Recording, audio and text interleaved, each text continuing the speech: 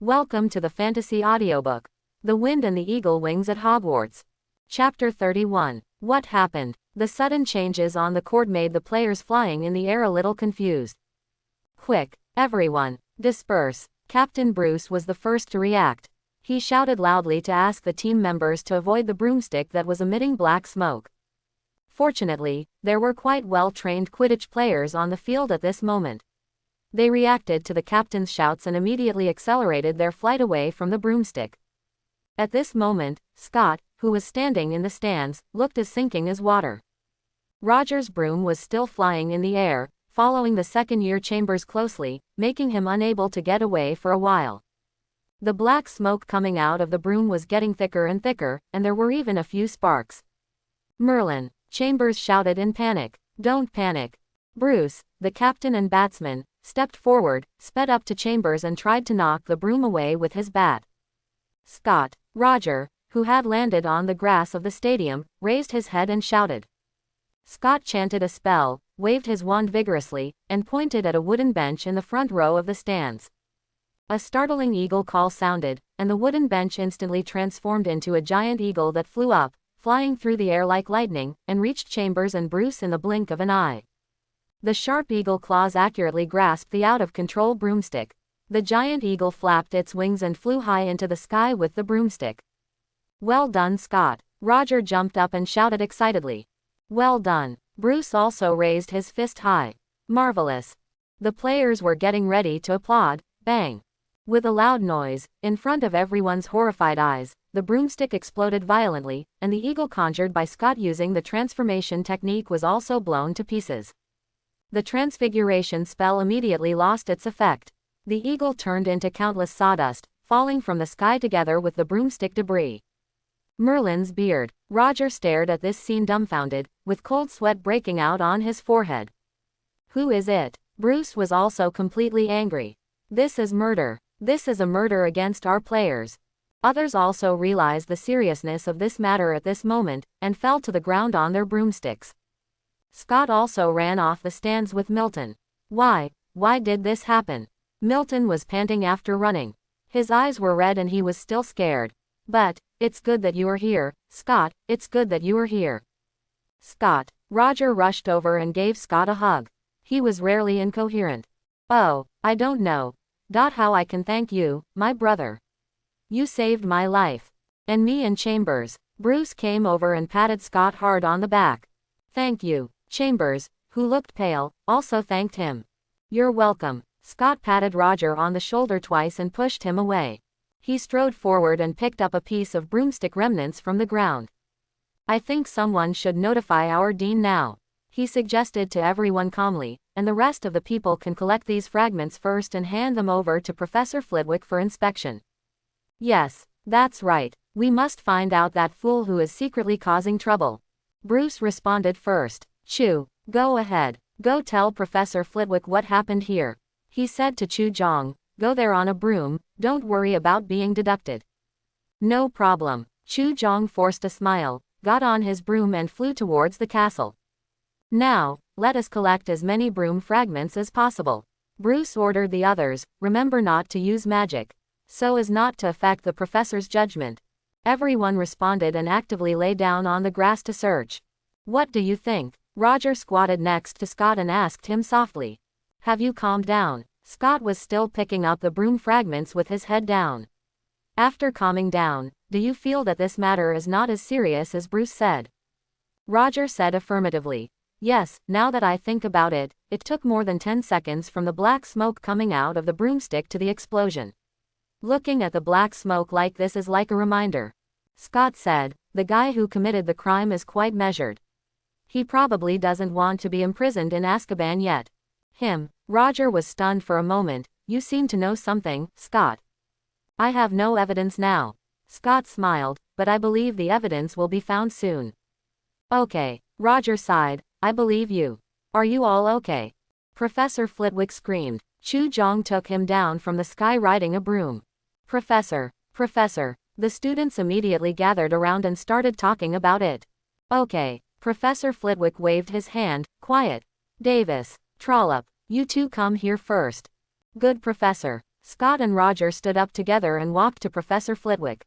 Professor, these are pieces of Roger's broom. Scott handed him several larger broom fragments wrapped in a handkerchief. You did a great job, Scott. Professor Flitwick reached out and took the fragment wrapped in the handkerchief. You accurately sensed the problem with this broom, and used your excellent spells and transformation to resolve it in the face of danger. This crisis. He waved his hand fiercely. I'll give Ravenclaw 50 points for that. Well done. Everyone else started cheering and clapping for Scott. Very good. When the applause stopped, Professor Flitwick began to examine the broom fragments collected by everyone.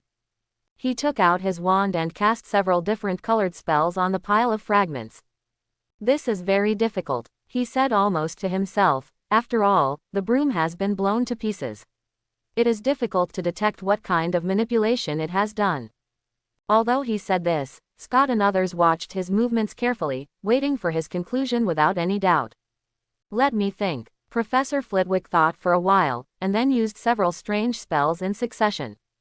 Scott carefully identified the spell he was reciting, and then confirmed that he had not even heard it. Good, that's it, Professor Flitwick shouted. Scott could feel that the magic power remaining on the pile of fragments began to change. This is not caused by a curse, not any kind of black magic spell. Professor Flitwick stared and carefully identified. If I guess correctly, someone used a magic item with a powerful curse to target this broom. Has some tricks on it. Magic item. Scott looked down at the pile of debris on the ground. The magic power of many magic items is not closely related to the magic power of its user, which undoubtedly makes it more difficult to find the perpetrator. At this moment, there was a commotion outside the Quidditch pitch. Scott looked up and saw Principal Dumbledore and Professor McGonagall walking on the lawn outside the stadium, followed by a large group of watching students. Because the commotion just made was indeed quite big. There was an explosion above the stadium, and then Chu Jong violated the ban and flew into the castle on a broomstick. Before anyone who saw it could react, she rushed directly into Professor Flitwick's office and flew out with him. By now, most people at Hogwarts probably know that something big has happened on the Quidditch pitch. Phileas. Dumbledore called Professor Flitwick's name from a distance. What happened? Oh, you are here. Professor Flitwick turned around and waved. Albus, Minerva, you all come and take a look. Principal Dumbledore and Professor McGonagall walked over quickly and followed Professor Flitwick's instructions to look at the pile of debris on the ground. This is... Professor McGonagall's eyes widened in surprise. A flying broomstick. Professor Flitwick nodded. Yes, Davis's broomstick suddenly exploded just now. Fortunately, Trollope discovered something was wrong with the broom in advance. Then, he praised Scott hard by describing what happened. Amazing. Dumbledore winked at Scott. Can I call you Scott, Mr. Trollope? Scott smiled politely at him. Of course, Mr. Principal. Dumbledore also smiled. Oh boy, I hope you can call me Professor Dumbledore. His attitude towards Scott was very cordial. I have to say, I have heard of you a long time ago, Scott. Maybe you don't know yet, but many professors have praised you in normal conversations, especially Foley. Professor Way and Professor McGonagall. Scott did not act modest or shy, but smiled confidently and said, "That's my honor." Although this was his first time talking to Dumbledore, he knew very well that it was unnecessary to disguise himself in front of the old man. His intuition told him that the old man's smart blue eyes could easily see through the true temperament of most people. That is not the magic of legilimency, but experience, wisdom, and the perception of magic. Especially the perception of magic. Scott himself has a deep understanding of this. You are indeed a very outstanding student, and your actions in the face of unexpected events are also worthy of praise. Dumbledore sighed, but it is a pity that since Professor Flitwick has added 50 points to you, I can't all add more points to you. He winked playfully at Scott again before squatting down to carefully examine the pile of broomstick remnants. Did you find anything, Phileas? He asked Professor Flitwick. It's a magic item. Professor Flitwick stated his conclusion again. You're right. Dumbledore picked up a piece of sawdust, crushed it on his finger, and put the finger into his mouth while the students looked at him in surprise. It smells like a curse. He smacked his lips and commented as if he was tasting a piece of candy. Scott watched this scene from the side and was also surprised. Dumbledore always did some unexpected things, no wonder some people always think he is an old madman. But Scott also understood that the greatest wizard of our time would not do anything to impress. Some of his actions do seem crazy and incomprehensible, but that's just because ordinary wizards can't imagine his magical attainments at all. However, Scott will not worry that his secret will be exposed when communicating face to face with Dumbledore. Because magic is an idealistic power, he believed that what he had done to the 3 pure-blooded little witches before was just a prank at best. As long as there was no flaw in his mind, Dumbledore would have no clues. He even felt that black magic was like this. A wizard with a strong mind would not be easily affected by black magic. He didn't believe that Dumbledore didn't know how to use dark magic. It's just that maybe I didn't study it in depth. Between the 2 wizards Dumbledore and Voldemort, it's unclear who is stronger in terms of magic, but Scott feels that Dumbledore's mind must be much stronger than Voldemort's. This happened. Eddie squeezed in from outside the crowd at this time. Roger, it seems you are going to buy a new broomstick.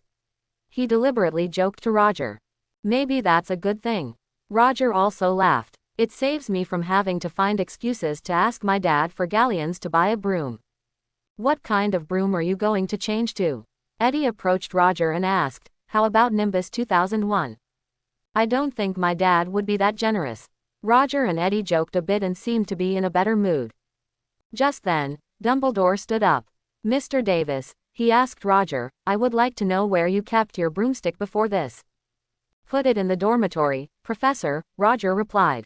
Professor Flitwick said, I need to see your dormitory, Davis. Go ahead, I've learned some of the situation. Dumbledore said kindly, but I believe your Professor Flitwick will handle this matter. He stretched and said comfortably, as for me, sorry, it's my daily afternoon tea time now. Professor McGonagall looked at him disapprovingly. Albus. Oh, don't worry, Minerva. Dumbledore smiled easily, we just have to wait for the results. Well, I hope you are right, Albus. Professor McGonagall compromised. Let's go, we may find some clues in your dormitory. Professor Flitwick led his students out of the stadium.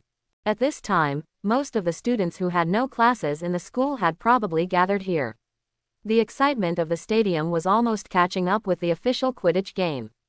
What happened before has spread among the students, and they are all discussing the explosion of the flying broom. Scott and the others followed Professor Flitwick and walked through the crowd, as if they were welcomed by the aisle. Hey, Roger. Fred and George squeezed to the front row of the crowd. Fred waved his hand with a smile, you're lucky that the flying broom didn't blow your ass off. Hey, Roger glared at them fiercely, don't tell me that was your prank. Of course it wasn't us. George stared with an innocent expression. If it was us. Fred touched his chin, his eyes lit up. We won't let the broom smoke. George continued, when the broom explodes, it will just blow your pants off. That's it. Fred gave a thumbs up, that's a really good idea. Thank you, Roger. 2 gloating fools. Roger didn't want to pay attention to them anymore and walked forward angrily. Under the leadership of Professor Flitwick, Scott and his team returned to Ravenclaw Tower. However, when they climbed the spiral staircase, they found Lockhart standing neatly outside the door of the common room. Oh, shit, Roger cursed in a low voice immediately. You're back, Phileas. Lockhart's eyes sparkled as soon as he saw them, and he smiled brightly at Professor Flitwick.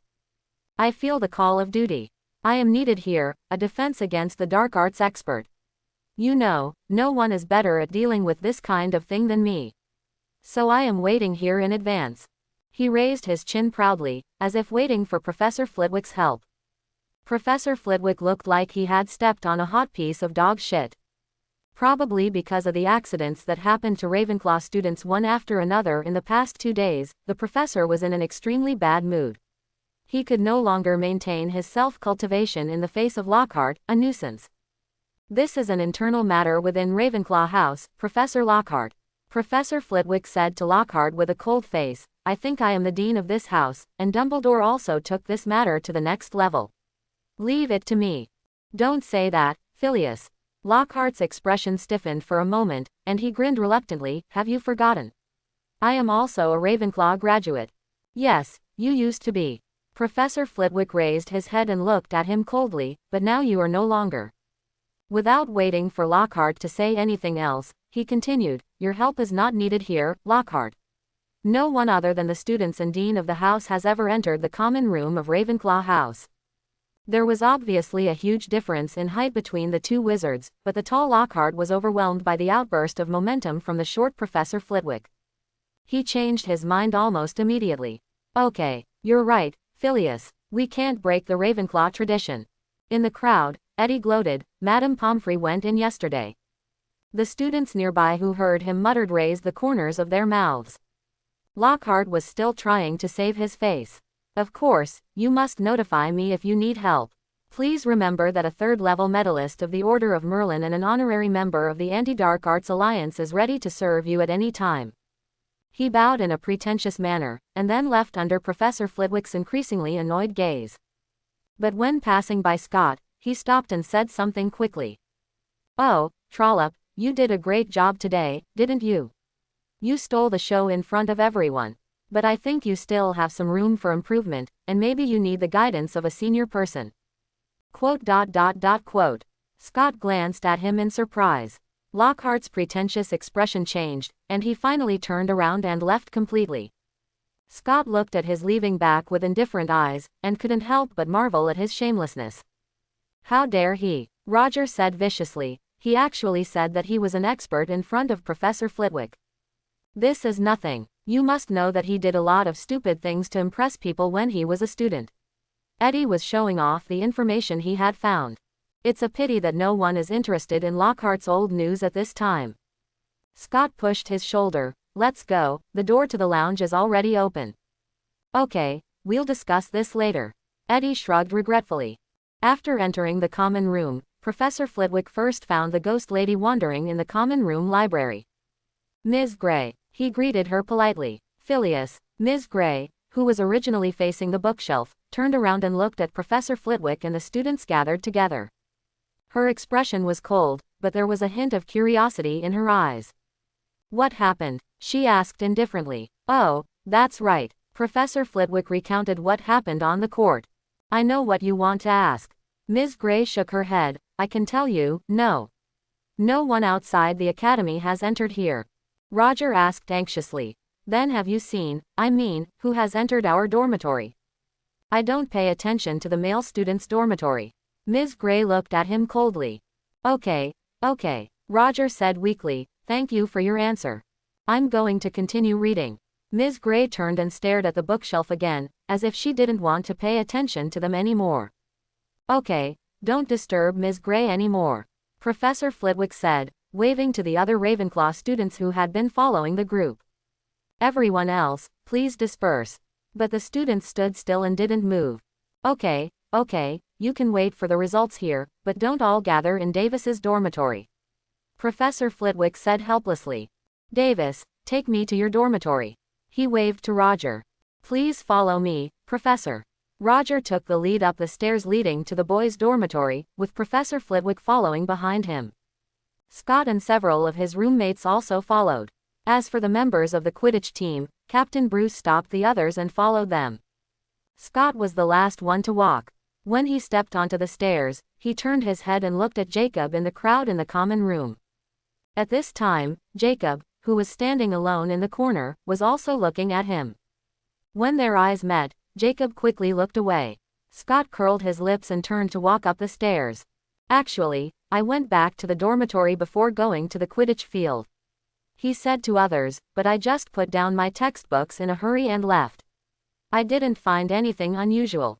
In fact, everyone can think of it a long time ago." Eddie muttered strangely, "The only people who can enter our dormitory should be Ravenclaw students." "Oh no, you can't say that, Eddie." Milton's expression was a little dazed, and he seemed to be completely unable to accept such a guess. Maybe someone else sneaked in and did this without Ms. Gray noticing. After all, the question of the eagle-shaped door knocker is actually not very difficult. When he said this, his face wrinkled into a ball, and he was obviously uncomfortable with this guess. "Accept reality, Milton," Eddie sighed in a mature manner. Several people walked into the dormitory, and Professor Flitwick, under Roger's guidance, began to check the rectangular wooden box where he kept his Quidditch supplies. It's here, Professor, Roger said. My Quidditch uniform, gauntlets and boots, and flying broom are usually placed in this box. Scott also walked closer. He didn't pay attention when he came back to put the textbooks away before, but he immediately found something unusual after careful perception. A perfect cutting spell. Professor Flitwick squatted on the ground and reached out to touch the broken spot on the lock of the wooden box. Although what destroyed the broomstick was a magical item that is difficult to trace. He retracted his hand, but fortunately, there are obvious clues left here. He turned to Roger and asked, "Did you use the anti-Alaho opening spell on the box?" Roger nodded. "Yes, I added it casually when I was practicing this spell." Captain Bruce, who was taller than Roger, was standing aside and bending over to look at the box. Hearing this, he couldn't help but say, "You have taken much stricter measures to protect your broom than I do, Roger. But obviously it's of no use. Although I didn't use this spell on purpose." Roger looked helpless. "I just want to know how you got tricked, Roger." Bruce looked at the broken lock on the box again. "Didn't you find that your box had been damaged when you took out the equipment?" "No, maybe I was in a hurry," Roger said with some annoyance. "When I was putting the books away, I used a magic spell to open the box, and used a flying spell to summon my broom and equipment." Bruce said to Roger, dissatisfied, "So such a lame crime was successful because of your carelessness. You didn't use this spell on the dormitory door." At this time, Professor Flitwick looked back at the intact dormitory door. "Oh yes, we think the dormitory is safe." Eddie couldn't help but replied, "You know, this is the territory of Ravenclaw House." Milton reached out and pushed Eddie to stop what he was talking about. Professor Flitwick's face became a little ugly. "That's right, this place has always been safe and has never been invaded by outsiders," he said with some sadness. "I didn't expect that something like this would happen now. What will professors and students from other colleges think of us?"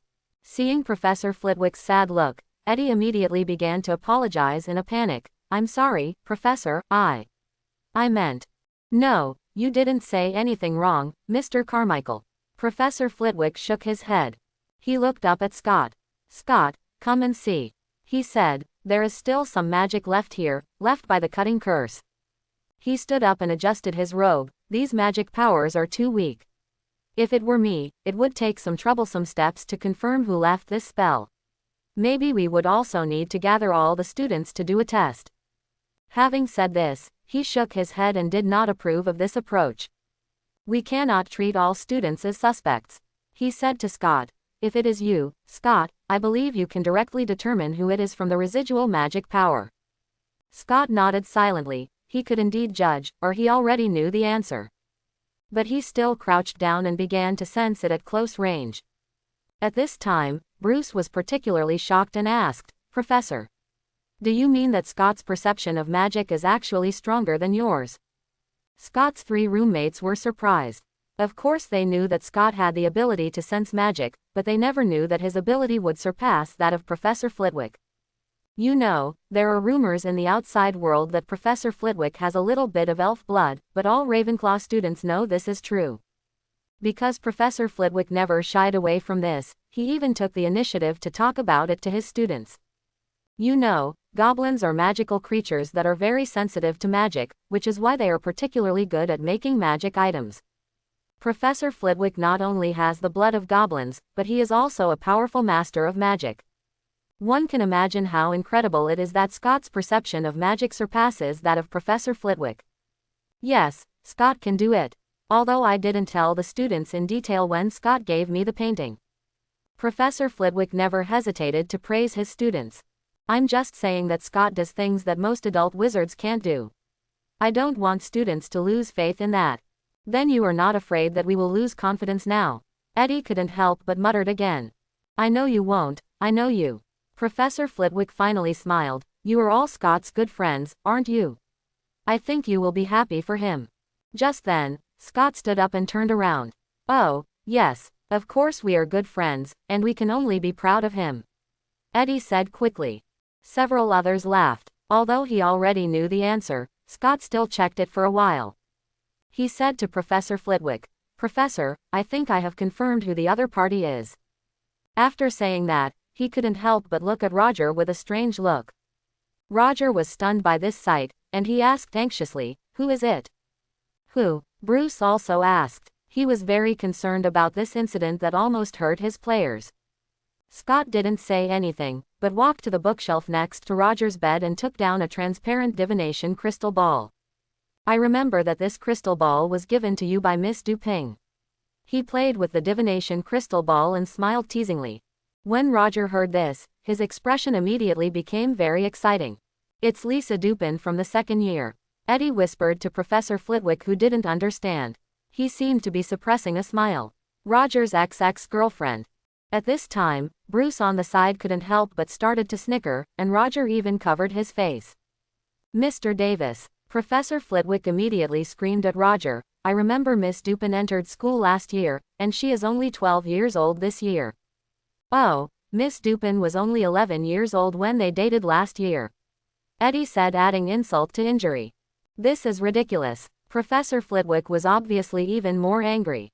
"No, Professor, I didn't do anything," Roger hurriedly defended. "She is still a little girl, I just played a love game with her."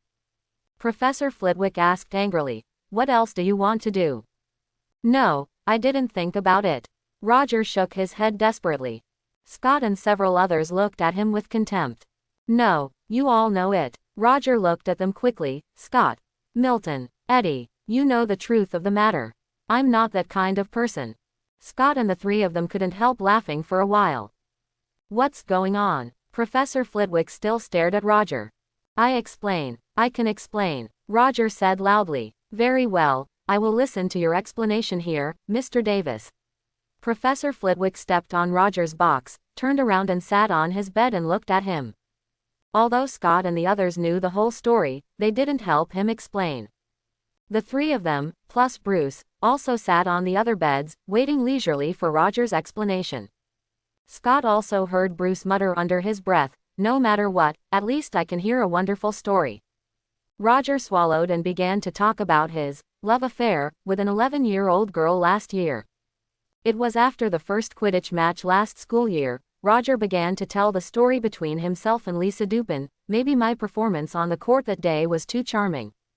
Ahem. Professor Flitwick looked at him sternly. "I performed very well on the court that day." Roger immediately changed his words. "Anyway, after the game, Lisa confessed to me in private." "And then you agreed?" Professor Flitwick asked. Roger shook his head quickly. "No, I didn't," he said. "I rejected her. She was too young, only 11 years old, and I have no interest in children." "But she never gave up," Roger said distressedly. "I rejected her many times during that time, but in the end she said." "What?" Professor Flitwick asked again. "She said." Roger's face became very tangled, and he turned to look at Eddie. Eddie was trying hard to hold back his laughter at the moment. Seeing Roger's pleading eyes, he kindly helped Roger explain. "Professor, let me help him," Lisa said to Roger. There was a hint of laughter in his tone. She said that she was not really in love with him. She was just curious about love, and Roger was the most casual boy in Ravenclaw. She thought he could let her experience the feeling of love. But she didn't expect that Roger was a softie. Puff. Captain Bruce finally couldn't help it. He put his fist against his mouth, turned his head to face the wall, and his shoulders trembled. Professor Flitwick asked in disbelief, "Is this true? Is this what an 11-year-old girl would say?" "It's true, Professor. Please believe me." Roger opened his eyes wide, trying to use his most sincere eyes to make Professor Flitwick believe him. But Professor Flitwick didn't seem to receive his signal. "It's true, Professor." Milton spoke at this time. "Scott and I were there that day. Dupin might have been angry and said that in front of us." "So that's the case." Professor Flitwick immediately chose to believe it. He nodded to Milton and looked at Roger again. "Davis, go on." Faced with Professor Flitwick's differential treatment, Roger felt a little sad, but still talked about the follow-up. "Later I told Lisa that if she just wanted to experience the feeling of love, I could take 2 weeks to play house games with her." He looked up at Professor Flitwick again. "She agreed at the time. She also promised not to bother me again after 2 weeks." Professor Flitwick heard this and looked at Scott and Milton. After seeing both of them nod, he said to Roger, "So, why did Miss Dupin use magic items to curse your flying broom?" I don't know. Roger was also confused at this time. Anyway, 2 weeks after the agreement, I told Lisa that the game was over, and she didn't object at the time. Professor Flitwick asked with a headache. Seriously speaking, the child's behavior has constituted a crime. How do you want to deal with this matter? Roger hesitated, and he seemed to not know what to say for a moment. Scott knew that this was Roger's first fall. The girls who really fell in love with Roger in the past did not do anything out of the ordinary after he dumped them. Unexpectedly, just playing house with the little girl would lead to such consequences. There should be something hidden in this matter, Professor. Scott expressed his thoughts. Why do you say that? Professor Flitwick asked. The dormitory door, Professor, Scott said, was locked when we left the dormitory at noon. I thought Miss Dupin had used an unlocking charm on your dormitory door, Professor Flitwick said. The magic used in this kind of small spell is relatively weak, and the remaining magic has dissipated. No, this door was not opened by the unlocking charm. Scott stood up from the bed, walked to the door, and motioned them to come and see the black lock on the door. This lock has signs of being pried open, and it was pried open by Muggle methods. Let me see. Eddie hurried over. Here, he pointed his finger at the keyhole of the lock. There are a few slight scratches here. They must have been left when someone used wire to pick the lock. What does this mean? Bruce looked at the place where Eddie pointed, still confused. Maybe it was Dupin who picked the lock. Roger shook his head to deny his words. Impossible, Lisa grew up in a wizard family, she can't have this little trick of a Muggle thief. Professor Flitwick asked Scott, so you mean, there is another student who helped Miss Dupin? Yes, Professor, Scott said, and the source of the dark magic items in Dupin's hands is also suspicious. I don't think her parents would let an underage witch touch such things. He added, of course, it is also possible that she stole it from home. I will ask Miss Dupin about this matter. Professor Flitwick nodded.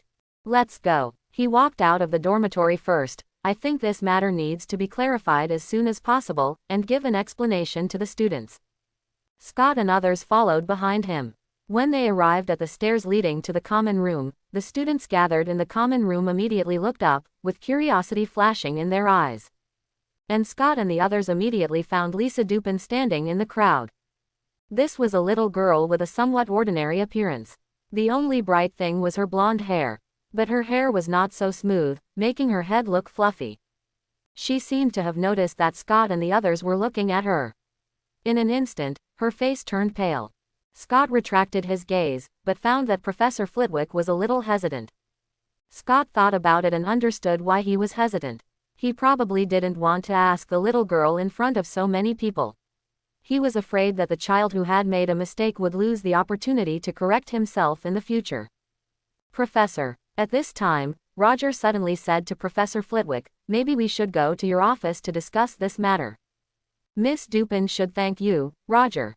Professor Flitwick said emotionally, to be honest, I don't want to see any student ruin his future.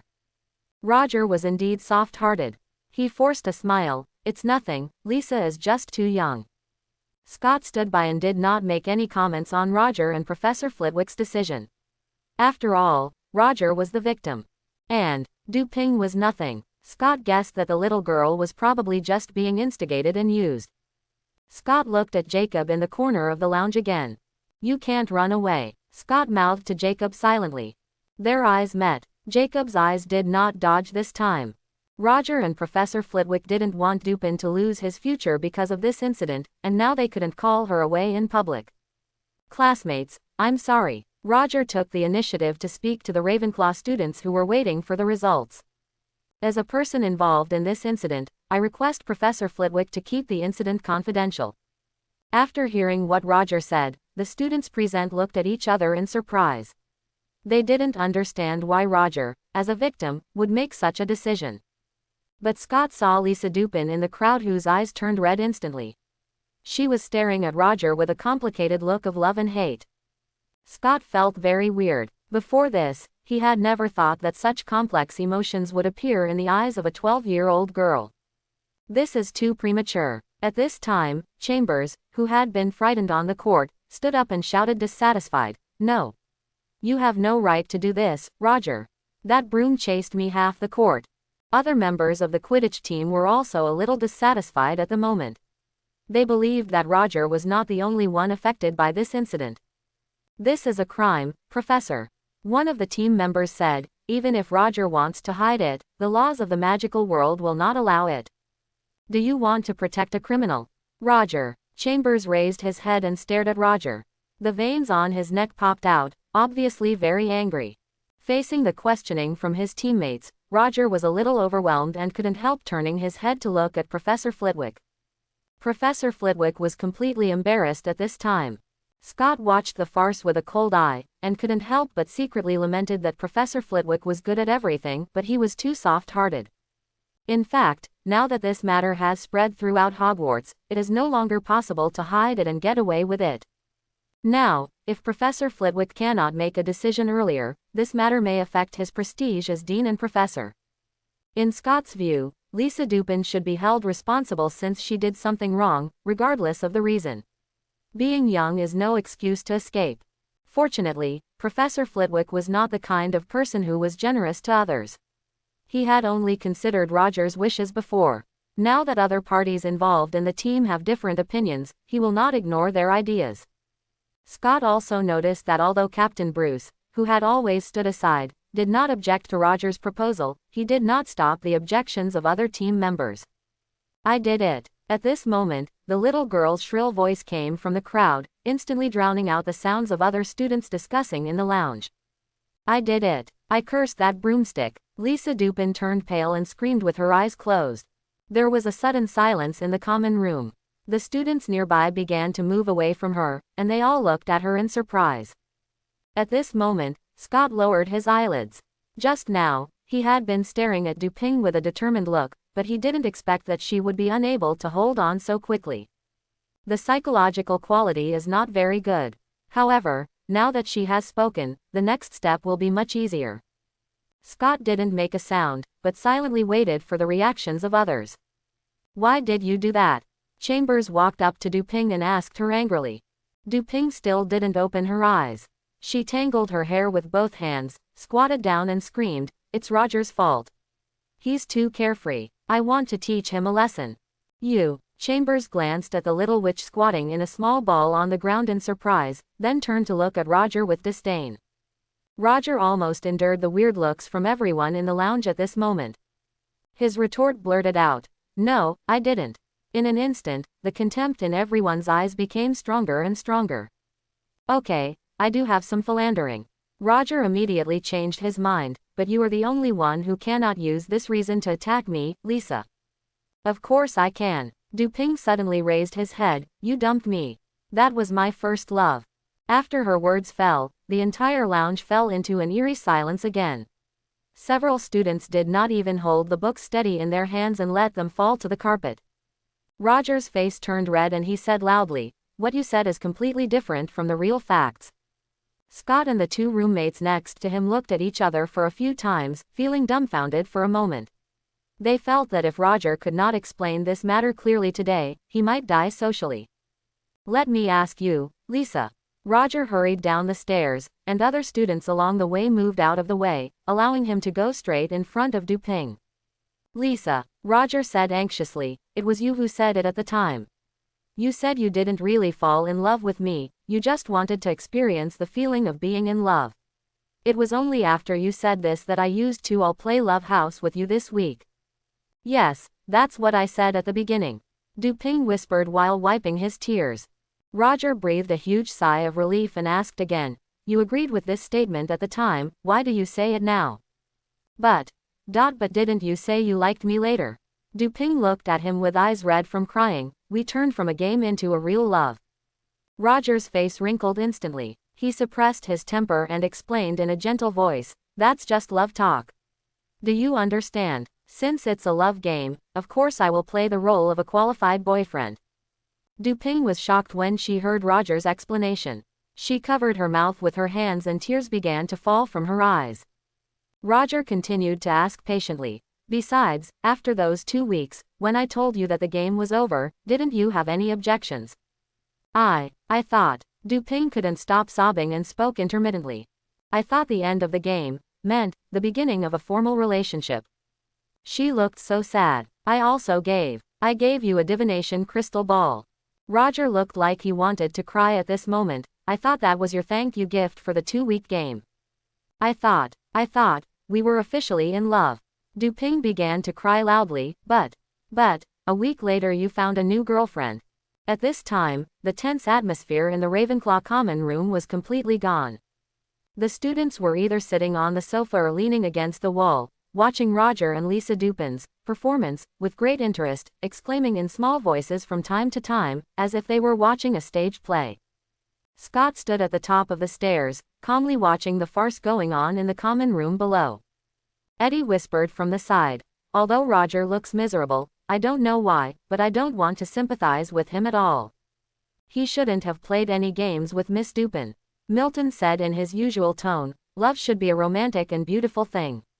We can't treat love as a game or make fun of it." Scott didn't comment like the two roommates did.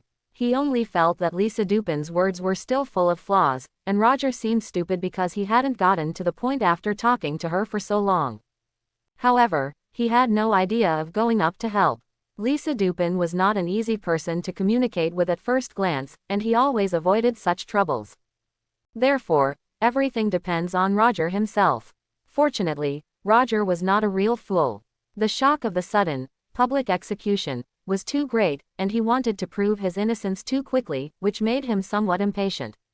Now he seemed to suddenly come to his senses and asked Dupin again, "Lisa, tell me. Since you had this misunderstanding, why didn't you come to question me at that time?" He stared into Dupin's eyes. "Why, I have had 2 girlfriends now, and you suddenly do this again." Listen to what he said, "I've already had 2 girlfriends. This really deserves a beating." Eddie muttered to Scott and Milton again.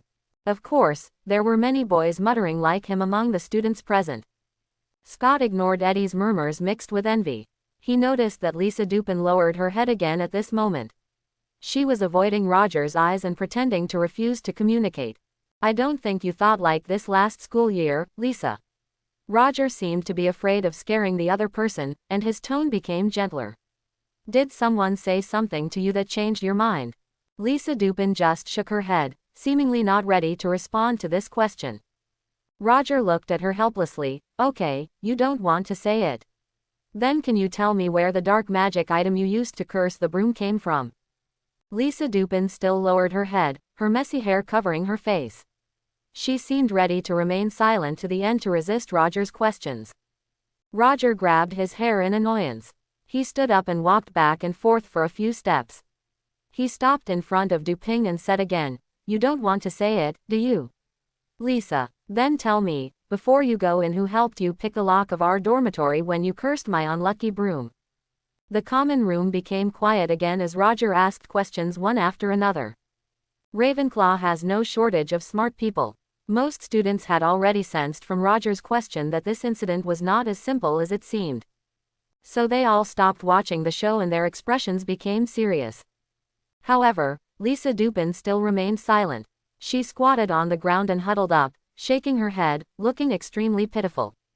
Roger looked down at the tears dripping on the carpet at her feet, and for a moment he didn't know whether to continue asking. He turned around and spread his hands with a helpless expression, looking at Professor Flitwick and Scott at the top of the stairs. Professor Flitwick had been silent for a while.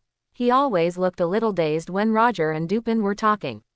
It seemed that everything that happened before him had a big impact on him. If Professor Flitwick was a more rational person, he would quickly understand that it is actually very easy to make the right decision now that Lisa Dupin can no longer hide it.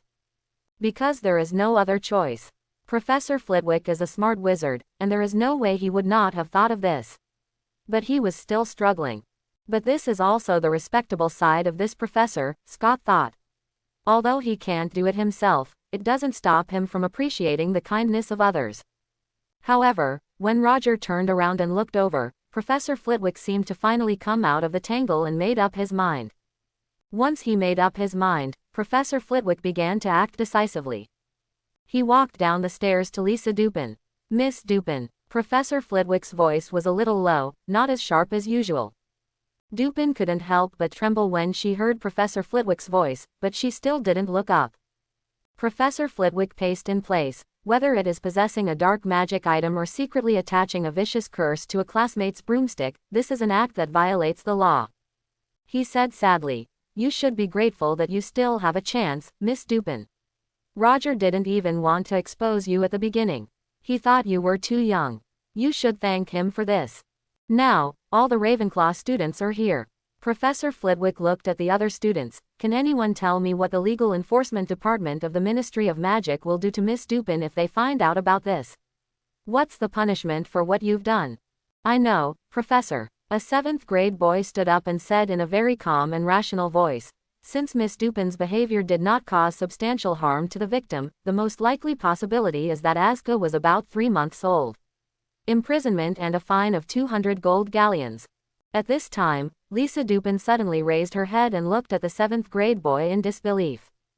The boy adjusted his gold-rimmed glasses and said to Dupin, "Of course, if you can take the initiative to increase the fine to 1,000 gold galleons, there is a great possibility that you will not have to go to Azkaban." "Thank you for your answer, Mr. Brown." Professor Flitwick nodded to him and motioned him to sit down. Before sitting down, Brown said to Dupin, "My name is William Brown. By the way, there is another prerequisite for the 1,000 gold galleons in exchange for freedom I mentioned. Hire me as your defense lawyer."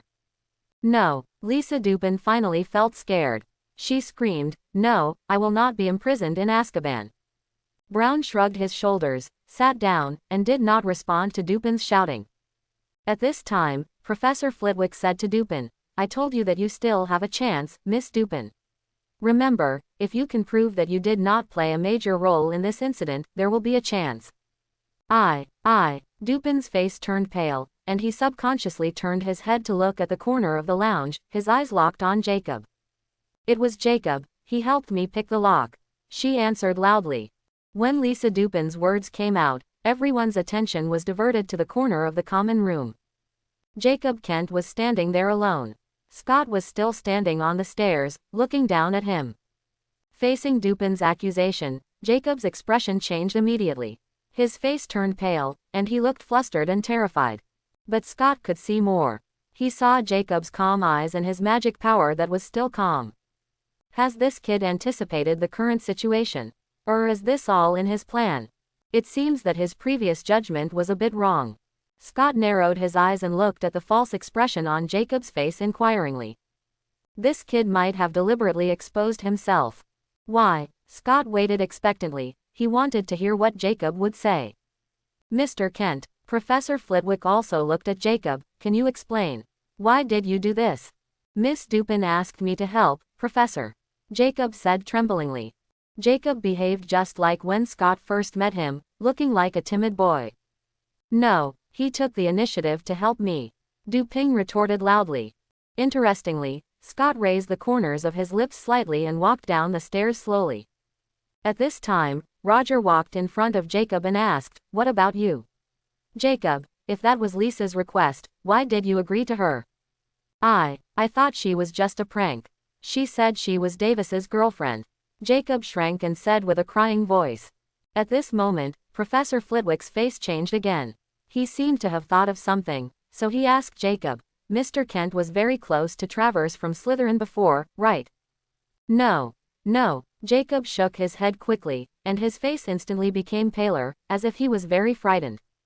This made anyone with a discerning eye see that he was lying.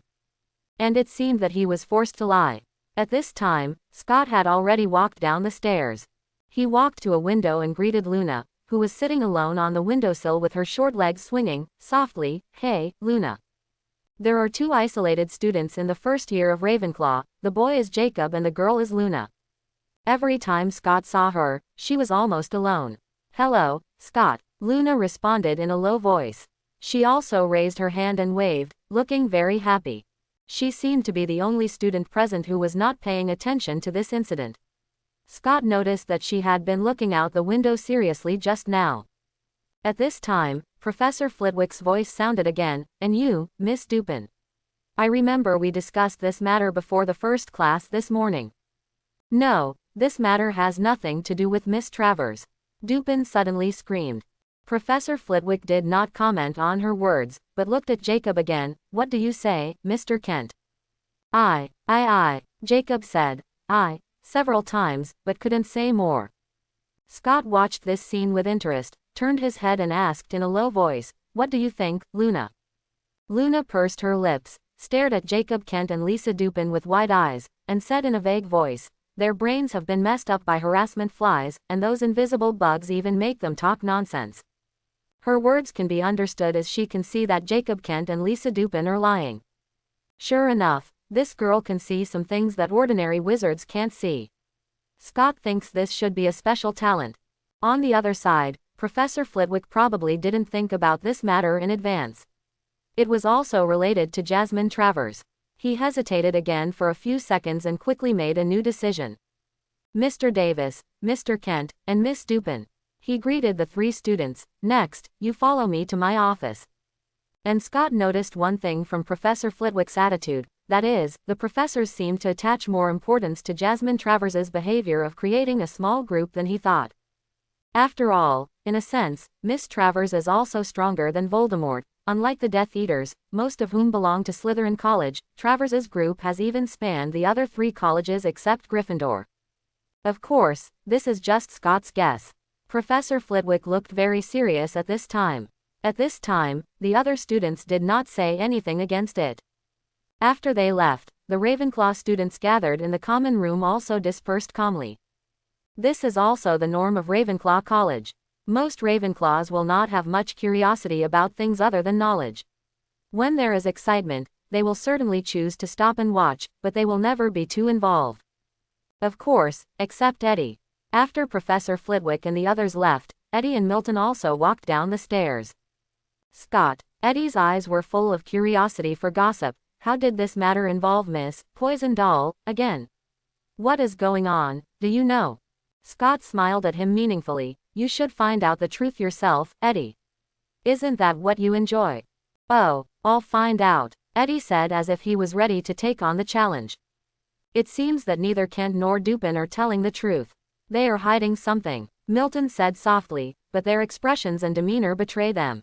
Scott thought to himself that Lisa Dupin's expression was indeed natural, but Jacob Kent might not be.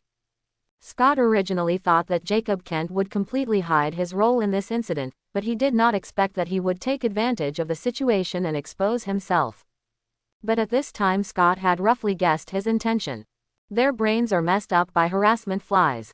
Luna suddenly took the initiative to say to Eddie, "These invisible bugs are always buzzing around and causing trouble for people." "I'm sorry." Eddie looked at Luna blankly, not knowing what she was talking about. "Be careful, protect your brain, don't let harassment flies invade, they usually get in through the ears." "Goodbye," Luna warned again seriously, jumped off the windowsill, and hopped away. "What is she talking about?" Eddie looked at Scott in confusion. "Maybe it's a magical animal that most people haven't discovered."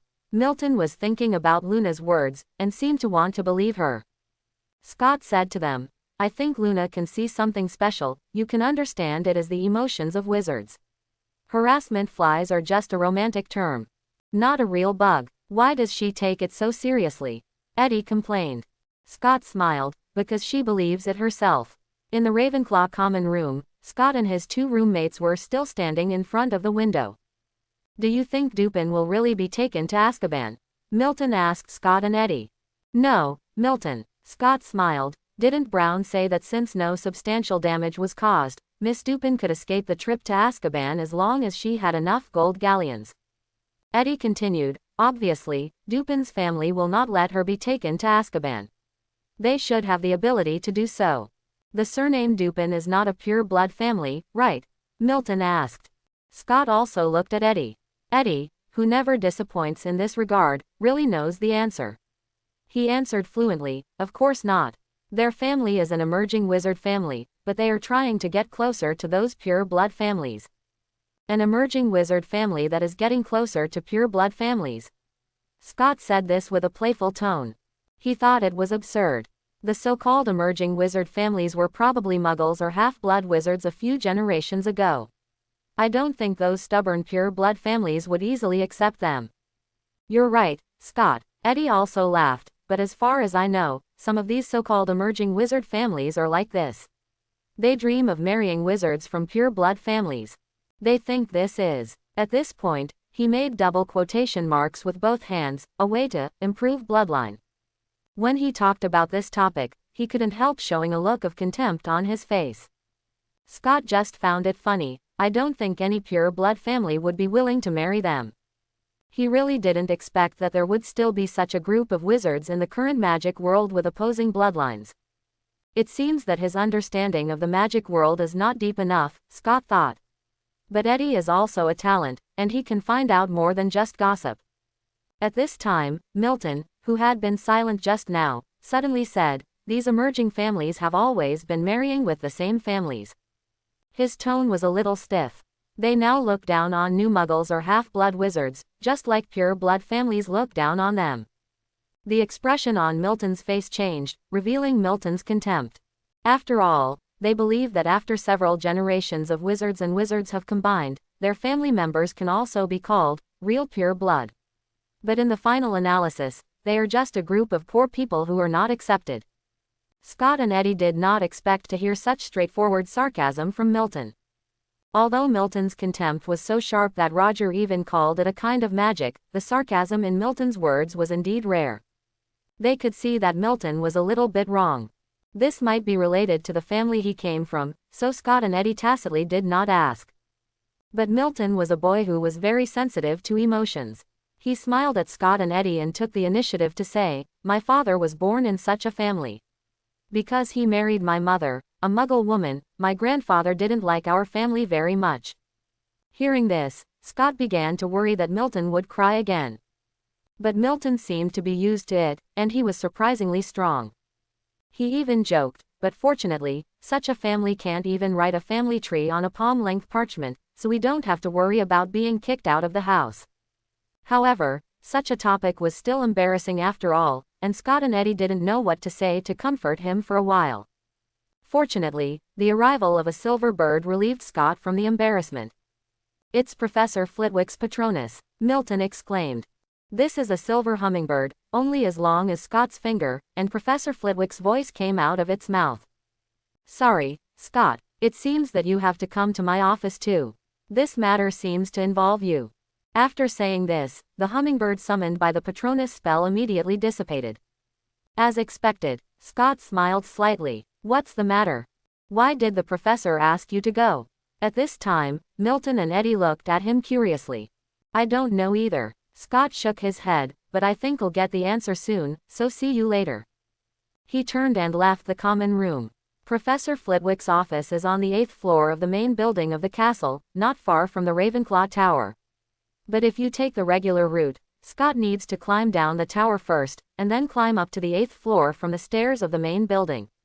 Fortunately, there is a secret passage in the tower that only Ravenclaw students know. Scott stood in front of a portrait of a knight on the wall opposite the common room, took out his wand and tapped on the painting, "Extraordinary wisdom is the greatest wealth of mankind." "Hey, don't point the wand at me."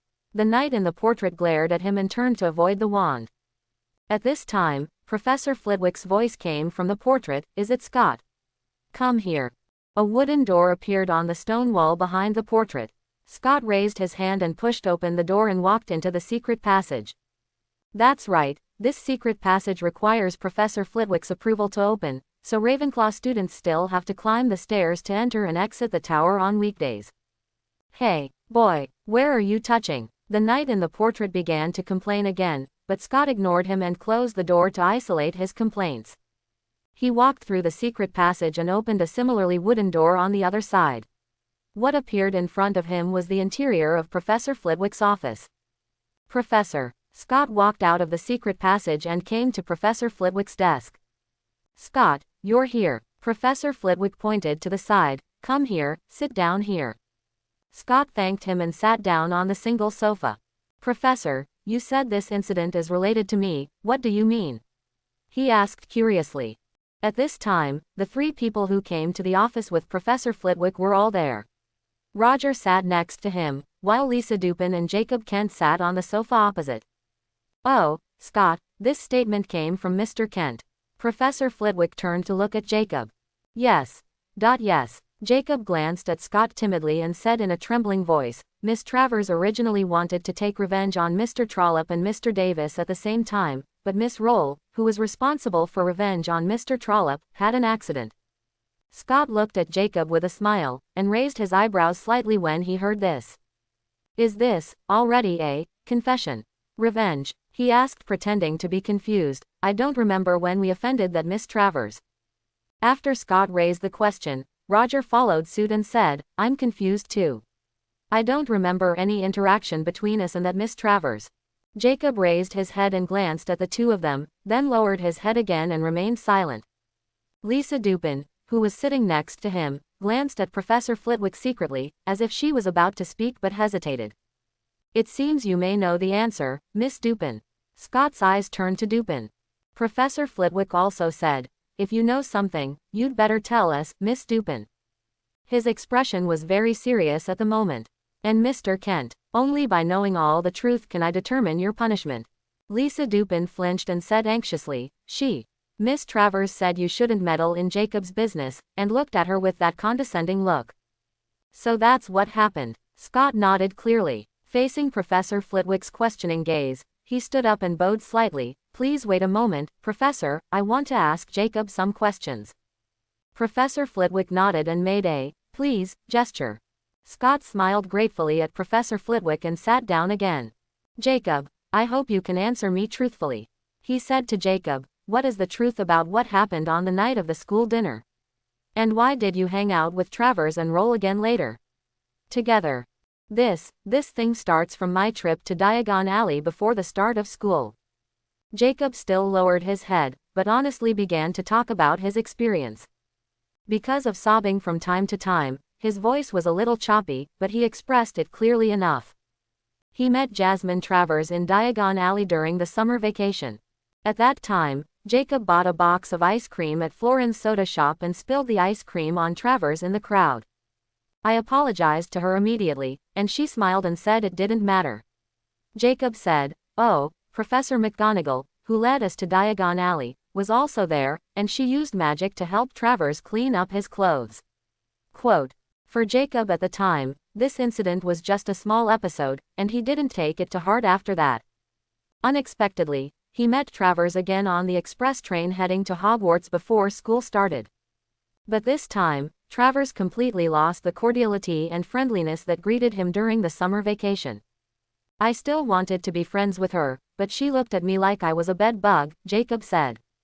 Scott listened to his story in silence. He believed that Jacob had told the truth up to this point. This is probably the first time that a boy who is full of yearning for the magical world has felt the malice of pure-blood wizards in the magical world towards Muggle wizards. After all, reality is not a fairy tale. At this time, Caitlin Roll also entered the car, and Travers immediately started crying. Jacob continued, she told Roll that I was bullying her, and Roll didn't listen to me at all. Explain and drive me out of that carriage. Hearing this, Scott said to him, so what happened on the night of the first term dinner was that after being cheated by Travers, Roll vented his anger for her and fell down the spiral staircase of the tower to frame you. That's it. Jacob raised his head and looked at him with burning eyes, but no matter how I explained, no one believed me. They even kicked me out of the dormitory. Professor Flitwick sighed with regret.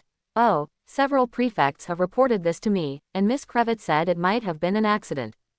What happened next? Scott asked. Why did you hang out with them again? Roger also said, we saw you walking with them more than once. Scott called your name several times, but you did not take the opportunity to come to us. I don't dare. Jacob's voice had a clear cry. Travers said. She said that if I don't listen to her, she can easily find my family in the Muggle world. This is ridiculous. Professor Flitwick couldn't help but slap the table. It was obviously the first time he heard such a statement. He said angrily, she is threatening you. You shouldn't believe her, you should tell the professor about it. Quote. No. Jacob shook his head quickly. Travers said that if I told the professor, her house elves would be able to get to my house as fast as they could. He said horrified. She even has a photo of me in the bedroom. Roger asked in surprise, how did she know your home address? The day we went to Diagon Alley, her house elf followed us and found my home. Jacob's body curled up in fear, she said this herself. Professor Flitwick began to scream angrily. This is ridiculous. This is so ridiculous. There has never, ever been such a lawless student. I want Professor Snape to expel that girl himself. He comforted Jacob again. Don't worry, Mr. Kent. Now that I know about this, I will definitely ensure the safety of your family.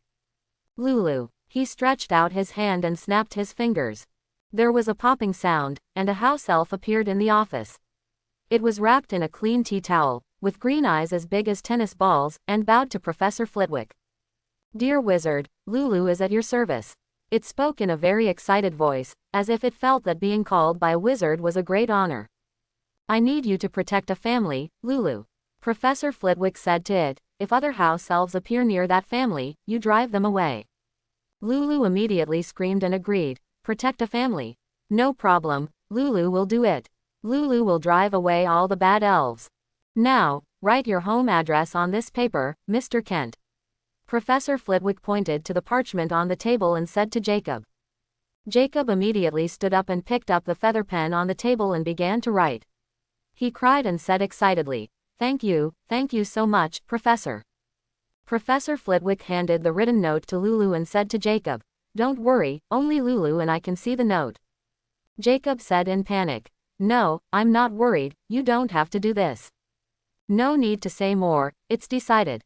Professor Flitwick waved his hand and gestured for Lulu to set off. Lulu bowed again and quickly disappeared from the sight of several people. After watching Lulu leave, Jacob immediately breathed a sigh of relief and seemed to be much more relieved. Then let's get back to the point. Professor Flitwick asked him, what did that girl, Miss Travers, do in school? How is she going to take revenge on Trollope and Davis? Chapter 41. After Professor Flitwick sent the house elf Lulu to protect Jacob's family, he became more relaxed and spoke more fluently. She, Travers, is deliberately making friends with all the pure blood girls in the school. He glanced at Duping, who was sitting next to him, including little witches like Duping who come from emerging wizard families. She is also a good friend. Duping turned his head and glared at him. Professor Flitwick nodded when he heard this. Most of the professors at Hogwarts already knew about this. Jacob didn't pay attention to Dupin's angry eyes. He continued. In the morning, the professor asked us students who were close to Travers. I think Professor Snape and Professor Sprout is also like this. Professor Flitwick said. Yes, we stumbled upon such a student group while searching for the cause of the three girls' illnesses. But in the morning, our inquiries yielded little results. The girls said it was just girls of the same age playing together. Sorry, I told you in the morning that the girls asked me to run errands for them because of Roll falling down the stairs. At this point, Jacob said again lowered his head. What we are saying is the truth. Duping glared at Jacob and emphasized loudly. She took several deep breaths, and finally couldn't help standing up and shouting at Professor Flitwick, Professor. Jacob has been lying just now. She was obviously very emotional. He is slandering. Miss Travers did not do those things at all. You will know when the house elf you sent comes back. She turned to Jacob and screamed. Don't think you can blame everything on Miss Travers, you bad thing. No, I didn't lie. It's just that you don't know, Duping. Jacob shook his head quickly, and his voice sounded crying again. Duping still glared at him angrily. You are just lying. Jacob. Then she started crying too.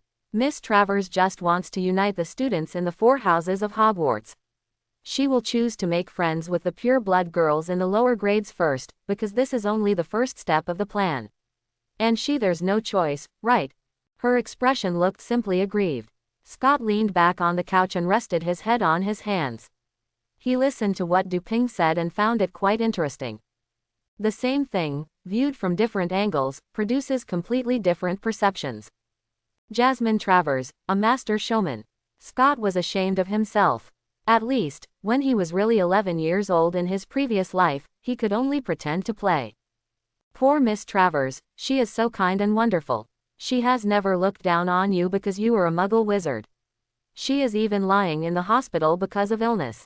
How dare you slander her like that? It seemed that Duping, who had been suppressed for a long time, had completely let go at this time, and she kept accusing Jacob. Also, you were the one who pushed Caitlin downstairs on the first night of school, just because she had a fight with you on the train. Quiet, Quiet, Mademoiselle Dupin. Professor Flitwick drummed his fingers on the table. Miss Dupin, you can rebut after Mr. Kent has finished speaking. But, Professor, you just believed him, and you were deceived by him. Dupin looked at Professor Flitwick aggrievedly. Scott looked at this scene and felt that she truly felt wrong for her Miss Travers. Oh, don't worry, Miss Dupin. Professor Flitwick waved her back to sit back. I think, as your professor and an older person, I have the ability to tell whether my students are lying. He said with a serious face. How could that be? Dupin exclaimed and covered his mouth again in the sight of Professor Flitwick. At this time, Jacob glanced at Dupin with pity, and he said to Professor Flitwick, Professor, this is not actually Miss Dupin's fault. Most girls are. Travers' false appearance deceived them, and they never saw Travers' true face. Hey, this kid. Scott couldn't help but smile playfully. The green tea taste is a bit strong. Professor Flitwick glanced at Dupin again, asking her to swallow what she wanted to blurt out, and then motioned for Jacob to continue speaking. Travers only shows her true colors in front of Morgan Avery and me, Jacob said. She secretly calls all her Muggle-born classmates mudbloods. Having said this, he looked at Dupin with pity. She even said that with Miss Dupin's background, the mud smell on her body has not been completely washed away. Dupin's eyes widened in disbelief, covering his mouth and shaking his head. Jacob stopped looking at her. He took a deep breath and said to Professor Flitwick, the only reason Travers let me follow her is to test her dark magic on me. What? Professor Flitwick dropped the quill he had just picked up on the table, and he jumped off his chair in excitement. Don't worry, Professor. Jacob smiled firmly, I'm fine. Travers doesn't dare to make things big. Most of the time she just uses some evil spells on me and will heal me afterwards. Magic potion. Professor Flitwick took a few breaths and said seriously, you should have sought help from the professor from the beginning, Jacob. Maybe in your opinion, you are facing a dilemma with no way out, but for professors, it's just a matter of a few steps to get you out of trouble. Yes, I didn't realize it. I just came into contact with magic and I don't understand everything. I've always been scared, Jacob said sadly. Professor Flitwick's tone softened. Now you should know, I hope you can try to trust the professors at the school in the future. I will, thank you. Jacob was so grateful to Professor Flitwick that he wiped his tears with his sleeve and looked at Scott and Roger sitting opposite him. And thank you, Mr. Trollope and Mr. Davis, for trying to save me. You're welcome, just call me Scott, Jacob. Scott smiled gently. I'm deeply sorry. If I had held on a little longer, you wouldn't have had to deal with that. Jacob quickly said. No, this is not your fault, especially. Scott. And, yes, Travers' revenge on you. He seemed to suddenly remember that the matter had not been resolved, so he said to Scott and Roger, I'm sorry, I only know that Travers is planning to retaliate against you. She didn't tell me the specific plan. She just asked me to provide assistance for Miss Dupin's operation. Then, she suddenly fell ill, and the operation against Special Scott may have been aborted because of this. So that's it. Scott smiled thankfully, turned his head and said, it seems that I am much luckier than you, Roger. I have been teaching at Hogwarts for so many years, and I have rarely encountered such a thing. Professor Flitwick said with emotion. He shook his head and said to several students, Miss Dupin, Mr. Kent, I will tell Principal Dumbledore and your respective parents what happened. By the way, he looked at Dupin, who still couldn't recover. Do you have anything to say, Miss Dupin? Teach, Professor. Dupin trembled and raised his head with tears in his eyes. Can you really tell that what Jacob said is the truth? Yes, I can tell. Professor Flitwick said affirmatively. You little wizards don't have complete control over your magic power. In other words, it's very rare for Mr. Trollope to be able to control your own magic power. Scott smiled when he was mentioned. He did not expect that Professor Flitwick would not forget to praise him at this time. Professor Flitwick went on to explain. Experienced wizards can infer their most authentic emotional reactions at the moment from the obvious fluctuations in magic power of young wizards. At this time, Jacob stood up tremblingly again and said, That morning, I lied to you. Of course I can tell, Jacob. Professor Flitwick smiled reassuringly at him. based on my experience as a professor at Hogwarts for many years, generally speaking, I will not take the initiative to expose students. Lie. Jacob gave him a shy smile. However, at this time, Scott discovered that Lisa Dupin was completely confused. She seemed to have no idea who she should believe, and she was so confused that she twisted her blonde hair into a bird's nest. Impossible, impossible, she muttered to herself, completely unable to accept the collapse of the perfect Miss Travers image in her mind. Miss Dupin, you still have 2 questions to answer. Scott did not let her go. He sat on the sofa, leaned forward, and looked at her with oppressive eyes. As we all know, Roger has always been a playboy. Hey, Roger said dissatisfiedly. Scott ignored his protest and continued to ask Dupin, you have known about Roger's philandering for a long time. Why do you suddenly have a desire for revenge against Roger now? Also, what did you use to curse Roger? Where did the black magic item broom come from? However, Dupin just cried and avoided his eyes. A hint of unbearability flashed across Professor Flitwick's face, but he still didn't say anything. Scott did not waver at all, just looking at Dupin. I do not know, I do not know. Dupin finally couldn't stand it anymore and started to cry again. It was they who laughed at me when I talked about that. And, I was very angry when I saw Roger with other girls. Dark magic items, Scott emphasized again. That was. Dupin began to cry hiccups, it was given to me by Morgan Avery. Scott leaned back on the sofa and crossed his hands, is it Miss Avery? So do you know that dark magic item will make Roger's broomstick explode directly? I don't know, really, I just wanted to teach Roger a lesson. Morgan said that would just make his broom malfunction. She cried again, and, she said that the broom would emit smoke to give a warning before that. Morgan also said, she said, if Roger is a qualified Quidditch player, nothing will happen. She looked at Roger pitifully and begged him, I'm sorry, Roger, I'm sorry, I will give you a new broom. That's what you should do, Scott said without mercy. Dupin suddenly cried louder. She said desperately, what should I do? My parents will be disappointed with me when they know all this. They were very happy to write a letter when they heard that I had made friends with Miss Travers. Encourage me, maybe they can only go to Azkaban to see me in the future. It's really pitiful, isn't it? Roger looked at the little witch's pitiful look and muttered in Scott's ear unbearably. Scott was noncommittal, however, he also further realized the ridiculousness of the so-called emerging wizard families. Lisa Dupin's admiration for Jasmine Travers is hard to say not influenced by her family's longing for a pure-blood family. But they are all ordinary wizards. The arrogance of the pure-blood family can be said to be due to the history and heritage of the family. In order to make themselves look superior, these people have deliberately created a class. As a result, they became two-faced. Don't you think it's ridiculous? At this time, Professor Flitwick came out from behind his desk and said to them, I am going to announce my handling of this matter. Mr. Kent, he said to Jacob, although the reason was because your family was threatened, you were definitely involved in destroying Mr. Davis's broomstick. I'm sorry, Professor. Jacob lowered his head in shame. I'm sorry, Mr. Davis. Professor Flitwick continued. My punishment for you is after-school labor service for 2 months. Jacob nodded without objection. As for Miss Dupin, Professor Flitwick looked at Dupin, who was crying uncontrollably. As for your punishment, I will make a decision after meeting with your parents and the principal to discuss it. Will I really go to Azkaban? Dupin shrank into a ball in fear. Professor Flitwick shook his head. As Mr. Brown said before, this depends on whether your parents will pay a large ransom for you. Dupin shrank even more. Now, Mr. Trollope and Mr. Davis, you two can go back. Professor Flitwick said to Scott and Roger.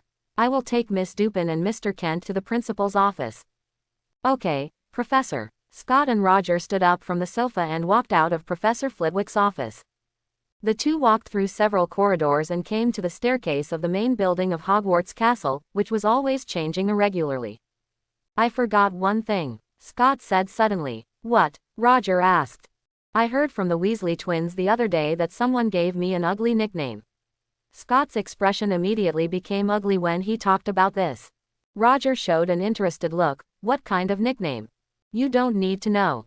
Scott looked at him expressionlessly. It's just that the Weasley twins told me that this nickname came from Ravenclaw. Roger said with a strange expression. So now you suspect that Travers deliberately let the Ravenclaw students spread your nickname in revenge against you. He obviously didn't think it was worth worrying about to be given a nickname. Forget it. Scott began to go down the stairs. I'll ask Jacob when he returns to Ravenclaw Tower. Now I decided to ask Eddie first. Good evening, Eddie. In the dormitory, Scott stood in front of Eddie's bed with his arms folded, leaning against the bedpost, looking down at him. Eddie, who was sitting on the bed, looked up at Scott's eyes, feeling a little guilty for no reason, and couldn't help but hug his quilt tightly. But he still mustered up the courage to ask, "What's wrong, Scott?" Scott looked at his guilty look and narrowed his eyes. "I want to ask you," he said slowly, "what happened to me recently that you didn't tell me?" "What?" Eddie was confused. "No." He shook his head. "Really?" "Really." Scott bowed slightly. "Think about it again." "Really? Really not." Eddie spread his hands. Scott reminded him. "Think again, like bad nicknames." Eddie's expression immediately changed slightly. He looked away for a moment and looked at Scott again. He pretended to suddenly realize, "I remembered, Scott. I'm sorry, I forgot if you didn't mention it." Scott stared at him silently for several seconds until a guilty expression appeared on his face again. "Tell me." Scott straightened up. "Where did that ugly nickname come from? If you can tell me the answer, I won't hold you accountable for hiding this from me." "Yeah, Eddie, tell me." At this time, Roger came over and sat directly on Eddie's bed. He smiled teasingly. "I want to know, what kind of ugly nickname makes Scott so angry?" "Go away, Roger." Scott said something to Roger and threatened Eddie with his eyes. "Speak out and you will be dead." Eddie quickly looked at Scott with sincere eyes. "I don't know who came up with that nickname," he said. "Huh." Scott narrowed his eyes again. "But it was first reported from the first year of Ravenclaw." Eddie immediately supplemented. "Very good, it seems to be pretty much what I guessed." Scott nodded with satisfaction. He thought for a moment, smiled and said to Eddie, "That's the end of it, Eddie." Before Eddie could breathe a sigh of relief, he said, "Next, please help me pass on a message." "Wah, what?" Eddie almost choked. "Let everyone know that if anyone lets me hear that ugly nickname again, I will challenge him to a duel." Scott said seriously. "Are you telling the truth?" Eddie looked at him in disbelief. "Is it too exaggerated? Is it necessary to play so big?" He expresses it with his eyes. "Do you really want to duel with everyone who calls you a nickname?" Roger said with a weird expression, "What should I do? I'm getting more and more curious about how unpleasant that nickname is." "Then please bear with me." Scott waved his hand, turned around, picked up the basket and went to the bathroom. The next day, the results of Professor Flitwick's punishment of Jacob Kent and Lisa Dupin spread throughout Ravenclaw. Eddie shared the news with Scott at the dinner table after class that morning. Unlike Jacob's 2 months of labor service, Dupin was not only punished with a full school year's labor service, but her parents also had to pay a large sum of gold galleons as a ransom to the Department of Legal Enforcement of the Ministry of Magic. It is said that Mr. and Mrs. Dupin came to Hogwarts last night. Eddie whispered. Not only did they curse Lisa Dupin, but they also begged Professor Flitwick and Principal Dumbledore to look at her. "I'd rather give her a break because she's still young." "Oh, they want to hide this from the Legal Enforcement Department?" Scott asked funny. Eddie nodded. "Yes, that's what they think." Scott shook his head. "Don't they know, the whole Ravenclaw knows what their daughter has done?" "Yes, Professor Flitwick said so too. So the result is that the Dupins still had to spend a large amount of money to help their daughter escape from Azkaban's captivity," Eddie said with joy. In the end, Professor Flitwick asked them to compensate Roger for his broomstick. After lunch, Scott went alone to the Black Lake Pier located under the cliff next to the auditorium. "Jacob." He looked directly at a boulder by the water. "There you are, Scott." Jacob came around from behind the boulder. He took out a silver spoon from his pocket, shook it, and said to Scott, "I was just wondering if this was a prank." "I'm not into pranks, Jacob." Scott reached for the silver spoon. "This is a tableware commonly seen on the long table in the Hogwarts Great Hall. What makes it unique is that there are a few small words on the handle that are not obvious. 1 p.m. Black Lake Pier. Time, place, initials. This is a special invitation letter." I didn't expect your transformation technique to be able to reach this level, Scott. Jacob expressed some excitement. Across a long table, the spoon in my hand changed silently. Scott smiled. It's nothing, at least I used the wand secretly. No, this is already amazing, Jacob said in an adoring tone. What's amazing is you, Jacob. Scott's expression was playful. I didn't expect you to be able to do this. He took a step forward, reached out and patted Jacob on the shoulder, and said to him, but you should know that it is ridiculous to pretend in front of me. Like Jasmine Travers, Jacob immediately became expressionless. You think her disguise is ridiculous, right? Let's not talk about this in a hurry. Scott walked to the pier. We still have some time to exchange opinions before class in the afternoon. He raised his hand and threw the spoon forward, then took out his wand. Fade without a trace. A bolt of magic flew out of the wand and collided with the falling spoon, causing the spoon to disappear instantly. Then, he took out a piece of ebony wood from the deformed lizard skin bag on his waist and threw it forward. He recited the incantation again, and another burst of magic flew out, and the ebony wood began to rapidly deform. In a blink of an eye, a small boat landed on the water. Scott stepped onto the boat and sat down, waving to Jacob, "Come on, let's enjoy rafting together." All right. Jacob climbed into the boat and sat across from him. He looked at Scott with novel eyes, used the disappearing spell to make the spoon disappear and put the conversation location on the vast lake. You were really cautious. Scott took out new material and turned it into a paddle and started rowing the boat. It's necessary, Jacob, he said. For the sake of the future, I'm forcing myself to develop this good habit. Jacob nodded seriously when he heard this. It makes sense, I will learn from you, he said. Scott rowed the boat some distance away from the dock and then stopped, letting the boat ripple with the waves. He said to Jacob, "It has only been a month since school started, but you have changed a lot. Compared with the first time we met, you are already two people." Jacob chuckled softly. What will happen if I am still as naive as when I first entered the magic world? Scott raised the corners of his lips slightly, put one hand on the side of the ship, and tapped his fingers unconsciously. I'm not blaming you, Jacob, he said softly. On the contrary, I admire what you did.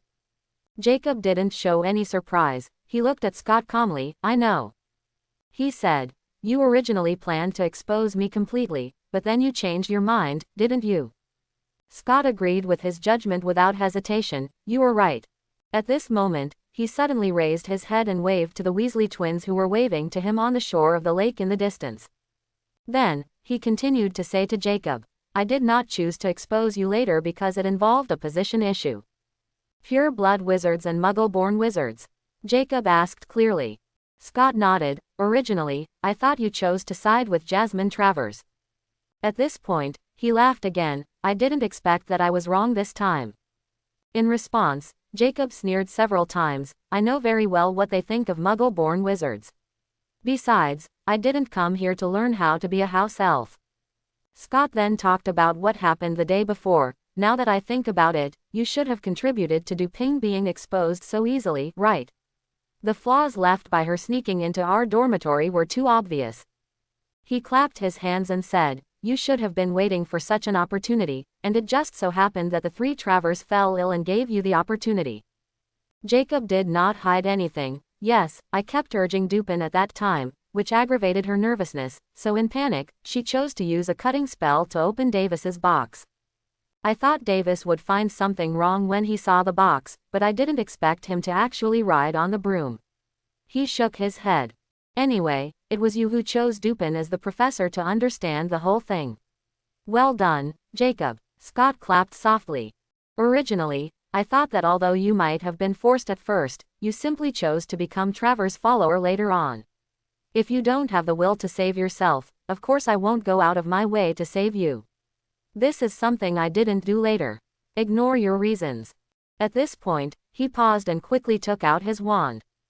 Wadawasi. The launching spell accurately hit the stones floated by the twins, and flew back with the stones in the opposite direction. Scott held the wand in his hand and continued to say to Jacob, now I understand. You refused my help, did not ask the professor for help, and chose to continue hanging out with those few pure-blooded little witches because you wanted to get from Travers. He tapped his wand on the palm of his hand, like some dark magic. Jacob nodded and admitted very simply. It's just some small curses and a few poison spells. It can't be called real black magic. But I think what's more important is some common sense knowledge for pure-blood wizards. He said. Maybe this seems like a bad deal to you, Scott. Jacob's face didn't show much expression. But I don't have as strong a magical talent as you. In order to gain the knowledge that cannot be learned from Hogwarts, I think it is worth the effort. At this moment, his eyes were particularly bright. Even though I was verbally humiliated and cursed on my body every day during this period, I think it was worth it. That's very Ravenclaw, Scott commented, then raised his hand and cast a launching spell on the flying stones. I won't judge whether it's worth it or not, he said to Jacob at the same time. That's your own choice, and I won't tell you what to do. This is very Ravenclaw, too. Jacob sent Scott's comment back. Thank you, Scott then said, but, you know, even though Professor Flitwick said he would expel her, there is a high chance that Travers will return to Hogwarts. Jacob was not surprised by this. I know that the most Travers did was instigate. There is no definite evidence that she hurt and intimidated me. He shook his head. You know, this cannot constitute a crime. Avery, who gave Dupin the dark magic items, made more obvious mistakes than she did. Scott took hold of the oar again and began to row the boat slowly toward the dock. Although the professors will keep a close eye on her after she returns to Hogwarts, you still have to be careful of her secret revenge. He warned Jacob. Jacob smiled. The target of her revenge may also be you, Scott. I know her fairly well, she holds a grudge very much, and she will never give up. His tone was full of meaning. It seems that you knew about Travers' revenge plan against me, Scott said, but you chose to hide it from Professor Flitwick. Jacob had a cunning look on his face. My intuition told me not to lie to Professor Flitwick, so I only concealed part of the facts and told the truth the rest of the time. Your intuition is very accurate, Scott praised. Jacob said. The magic of magic is that there are too many unknown means for us. If we just guard against it, we will suffer a lot. So, Scott raised his eyebrows slightly. So we should make that girl lose the ability to retaliate against us, Jacob said with a cold expression. He paused, his face eased a little, and then said, this should also be the purpose of calling me alone, right? No, you are wrong, Jacob. Scott's answer was not what he thought. Let Travers lose the ability to retaliate against us. He shook his head. I am afraid we can't do it. Even if we can do it, there will be great risks. I don't do such uncertain things. Although Jacob's proposal sounded reasonable and attractive to Scott, but Street, Mungo's Hospital for Magical Injuries and Maladies, a place Scott didn't know at all, he would never take risks. What about you? Jacob finally showed a surprised expression on his face. I said, just communicating with you. At this time, the boat had already landed. Scott stood up from the boat and jumped onto the dock. He turned around and said to Jacob, who was still sitting on the boat, we are both wizards of Muggle origin, and we often have the same position. And you are a smart guy, maybe we can cooperate many times in the future. This time is a real preliminary understanding. After that, he waved his hand and turned to leave. Before leaving the dock, he heard Jacob's dissatisfied voice, I don't know you. This is your own ability problem. Scott turned around and said, and raised his foot to climb the stone steps leading to Hogwarts Castle. Jacob jumped out of the boat as fast as he could and ran behind Scott. Then, he said vaguely, when we return to Hogwarts, how will we deal with it? Scott kept walking and said in an emotional tone, oh, Jacob, I think you can do a good job without my advice. Seeing that Scott remained unmoved, Jacob could only say gloomily, okay, let's talk about it then. Correct. Scott stopped suddenly, turned around and lowered his head to look at Jacob. You know who gave me that ugly nickname recently, right? He asked. A nickname? Oh, there is such a thing. Jacob replied, but I just heard people talking about you. Scott was very surprised. Isn't that nickname used by Travers to humiliate me? Jacob shook his head. No, she will only call you privately. Mudblood. He mouthed the word. Scott said with a cold face. So, who gave me that nickname? Do you need me to help you find out? Jacob blinked. It's paid. What do I need to pay for this? Scott asked curiously. Jacob's answer immediately blurted out. I need you to guide me in the art of transfiguration. Just when Scott was about to refuse, Jacob pointed out 3 fingers to him again. 3 times, no less than 2 hours each time. He took the initiative to set the limit.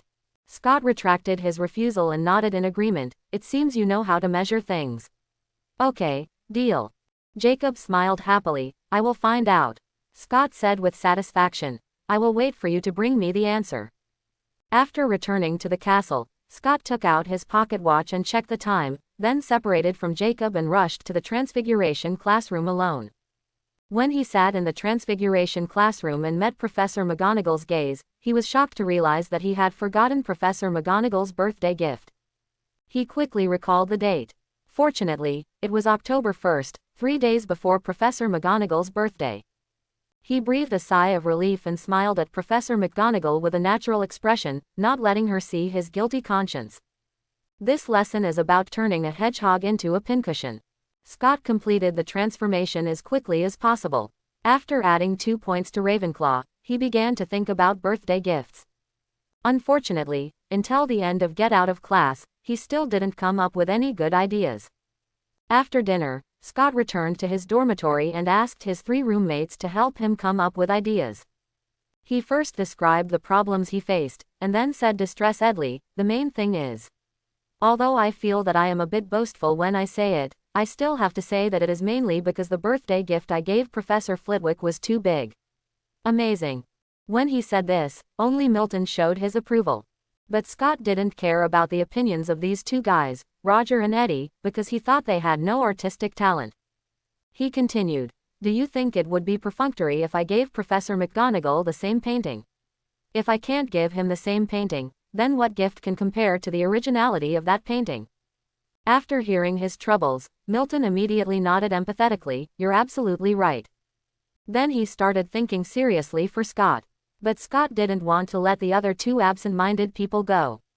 He turned to them and asked, Roger, Eddie, do you 2 have any suggestions? Perhaps you could give me a Quidditch League ticket. As far as I know, Professor McGonagall is very obsessed with Quidditch. Oh, that's what the Gryffindor students told me.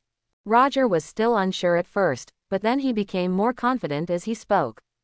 Scott glanced at his answer without thinking and turned to look at Eddie. Well, maybe you could give Professor McGonagall a book of jokes to make her a little more humorous. Eddie said seriously, or just become less serious. I knew you 2 couldn't come up with any good ideas. Scott turned his head in disgust. Now he could only look forward to Milton's advice. After a while, Milton said to him happily, I thought of it, Scott. Thank you, Milton, tell me. Scott looked expectantly. You should continue to use your artistic talents and draw a portrait of Professor McGonagall. Milton said. Or painting. But, portrait. Scott raised his eyebrows. You mean portrait?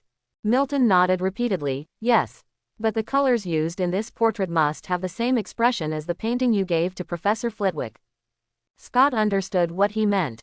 In other words, combine the way of using color to express magic in the previous abstract painting with the portraiture. He reached out and touched his chin in thought. Milton said excitedly, yes, I think this is a very good idea. If you can complete it, Professor McGonagall will definitely like it. But, I only have 2 days to prepare. Scott shook his head. Although tomorrow and the day after tomorrow happen to be the weekend, these 2 days may not be enough for me to complete such a painting. Oh, I think you don't need to paint so realistically, or you can use an impressionistic painting method. Milton gave another suggestion. Milton, who grew up in the magic world, didn't know what impressionism was. The magic painting techniques in the magic world are similar to the classical oil paintings in the Muggle world, both of which are realistic styles. But since he appreciated the abstract painting that Scott gave to Professor Flitwick, Milton began to be deeply interested in all art forms in the Muggle world. And recently Scott has borrowed a lot of books on this subject from him. Good idea. Scott nodded in agreement. He was once again surprised at Milton's ability to understand art. He said gratefully, "Thank you, you saved my reputation with Professor McGonagall, Milton." "You're welcome, Scott." Milton was very happy that he could help. Scott was also excited at this time, and he couldn't wait to pick up the brush and start painting this picture. "I can't help but want to start writing now." He turned and walked to his bed. used transfiguration to turn the coat rack into an easel and placed it in front of the dormitory window, and then took out a new canvas and a box of oil paints from the transfiguration lizard skin bag. He imagined what the painting would look like after it was finished, and used linseed oil to mix the basic pigments. However, the paintbrush in his hand stopped when it touched the canvas. No, he took back the paintbrush. I shouldn't paint like this. He put down the paintbrush, stood up, and began to walk back and forth in the dormitory. Scott. At this time, his roommates looked at him strangely. Let me think about it. Scott stretched out his hand to signal them to be silent. I just suddenly felt that I shouldn't paint like this. There must be a more suitable way to express this painting. That night, Scott never started to paint on the painting. He felt that there was a better way to express it, but he couldn't think of it for a while, which made him uncomfortable. So he woke up very early the next day. After he washed and changed his clothes, he sat in front of the window and sat in front of the blank canvas for a long time. Unconsciously, the morning light penetrated the mist and shone on his face through the glass window. Scott came to his senses and saw that his roommates were still sleeping, so he left the dormitory alone. He decided to go out for a walk to change his mood. When he came to the common room, he saw Luna in her nightgown sitting on the windowsill with her knees hugged, looking out the window in a daze. Scott walked over to greet her. "Good morning, Luna." Luna slowly turned her head and smiled in a trance when she saw Scott. "Good morning, Scott." She waved slightly. "Every time I see you in the common room, you sit here," Scott said. He walked to the window and looked at the place where Luna had been looking, which was the direction of the Forbidden Forest. He asked curiously, "Is there anything worth admiring there?" "I'm watching the Thestrals living in the Forbidden Forest. They often fly." Luna was willing to share her discovery. "Really? It's a pity that I can't see the Thestrals," Scott said. "The Thestrals are magical creatures that can only be seen by people who have seen death. And Scott is not one of them for the time being." "What a pity," Luna said regretfully. "I think they are a little cute." If someone else expressed regret that Scott couldn't see the Thestrals, he would think that they were regretting that he hadn't seen death. But this weird little witch in front of him, Scott didn't think she would think so. Besides, he had also seen pictures of the Thestrals in books, but he didn't think those skinny magical animals were cute at all. But he just smiled and didn't plan to comment on it. "I was thinking of going to the Forbidden Forest to look for the crooked Snorlax, but my dad said that this magical animal can only be found in Sweden." Luna's voice became more and more erratic. "I wonder if there is a bubble snot monster in the Forbidden Forest. You can try to find it." Although he had never heard of these two magical creatures, Scott did not break the little girl's fairy tale fantasy. He just reminded her, "But you are only in the first grade, it may be dangerous to go to the Forbidden Forest." "Thank you, I will be ready to go again." Luna accepted his advice, and then she suddenly sneezed loudly. "Oh, it's a bit cold, I should go change clothes." She rubbed her nose, and her bare feet stretched out from under her long nightgown. "Goodbye, Scott." After saying that, she jumped directly from the windowsill, stepped on the carpet barefoot, and ran away. Scott shook his head and stretched his waist in front of the window. At this moment, a morning mist drifted outside the window, and under the rendering of the warm sunlight, the mist surged with gorgeous colors. The Forbidden Forest in the distance and the castle nearby were faintly outlined in the colors, hazy and layered, like a freehand splash painting. "Got it." Scott's eyes lit up. Splash. He immediately gave up his plan to go out for a walk and turned back to the dormitory. He diluted more paint with linseed oil and used transfiguration to create several small buckets to hold them. In order to make the paint more fluid, he also added some water to it. Scott picked up the largest oil brush and dipped it full of paint. When he was about to start painting, he threw the brush aside and held his wand again. He decided to use transfiguration to complete this painting and make it more magical. He turned around and leaned back on the single sofa, repeatedly simulating the picture effect he wanted in his mind. Until the picture of this painting became clearer and clearer in his mind. Then, he waved his wand without hesitation. The paint in the small bucket on the ground immediately moved, and different colors of paint flew out of the bucket, gathered together in the air, and blended with each other. Then, the paint flew onto the canvas again, filling the blank canvas. As the paint flowed, the picture gradually took shape, overlapping with the picture Scott imagined in his mind. It was done. Scott stood up and looked at the painting that was completed in an instant, nodding with satisfaction. Until the applause from behind interrupted his thoughts. It turned out that he had been immersed in painting just now and had woken up his roommate. Great, Scott. Milton was so excited that he almost jumped up. He didn't even have time to put on his slippers and ran over barefoot. Great. He looked at Scott's work with shining eyes. I'm so lucky. I witnessed the birth of such a painting as soon as I opened my eyes today. Oh, I don't know what language to use to describe it. Anyway, you have completed it much better than I imagined. Congratulations. Roger and Eddie also came over. Roger praised, "Oh, Scott, you gave us another shocking feeling." Unlike last time, he could understand this painting this time, so his praise this time was also sincere. Eddie immediately expressed his opinion. "I didn't expect to be able to draw a portrait like this. It's really amazing, isn't it?" He took 2 steps closer and continued. "I have also seen the painting you gave to Professor Flitwick, but to be honest, I can't see anything at all." He shrugged. "But when I saw this painting, maybe because there was a specific image of Professor McGonagall in the painting, I suddenly felt the feeling of, this is the magic of Professor McGonagall." "Thank you all," Scott happily said. "This may be my most satisfying painting so far, not only because of the unique form of expression, but also because I found a new painting technique." With real joy on his face, he opened his hands and exclaimed loudly, "We are wizards." Sure enough, it would be more exciting to use magic to accomplish all this.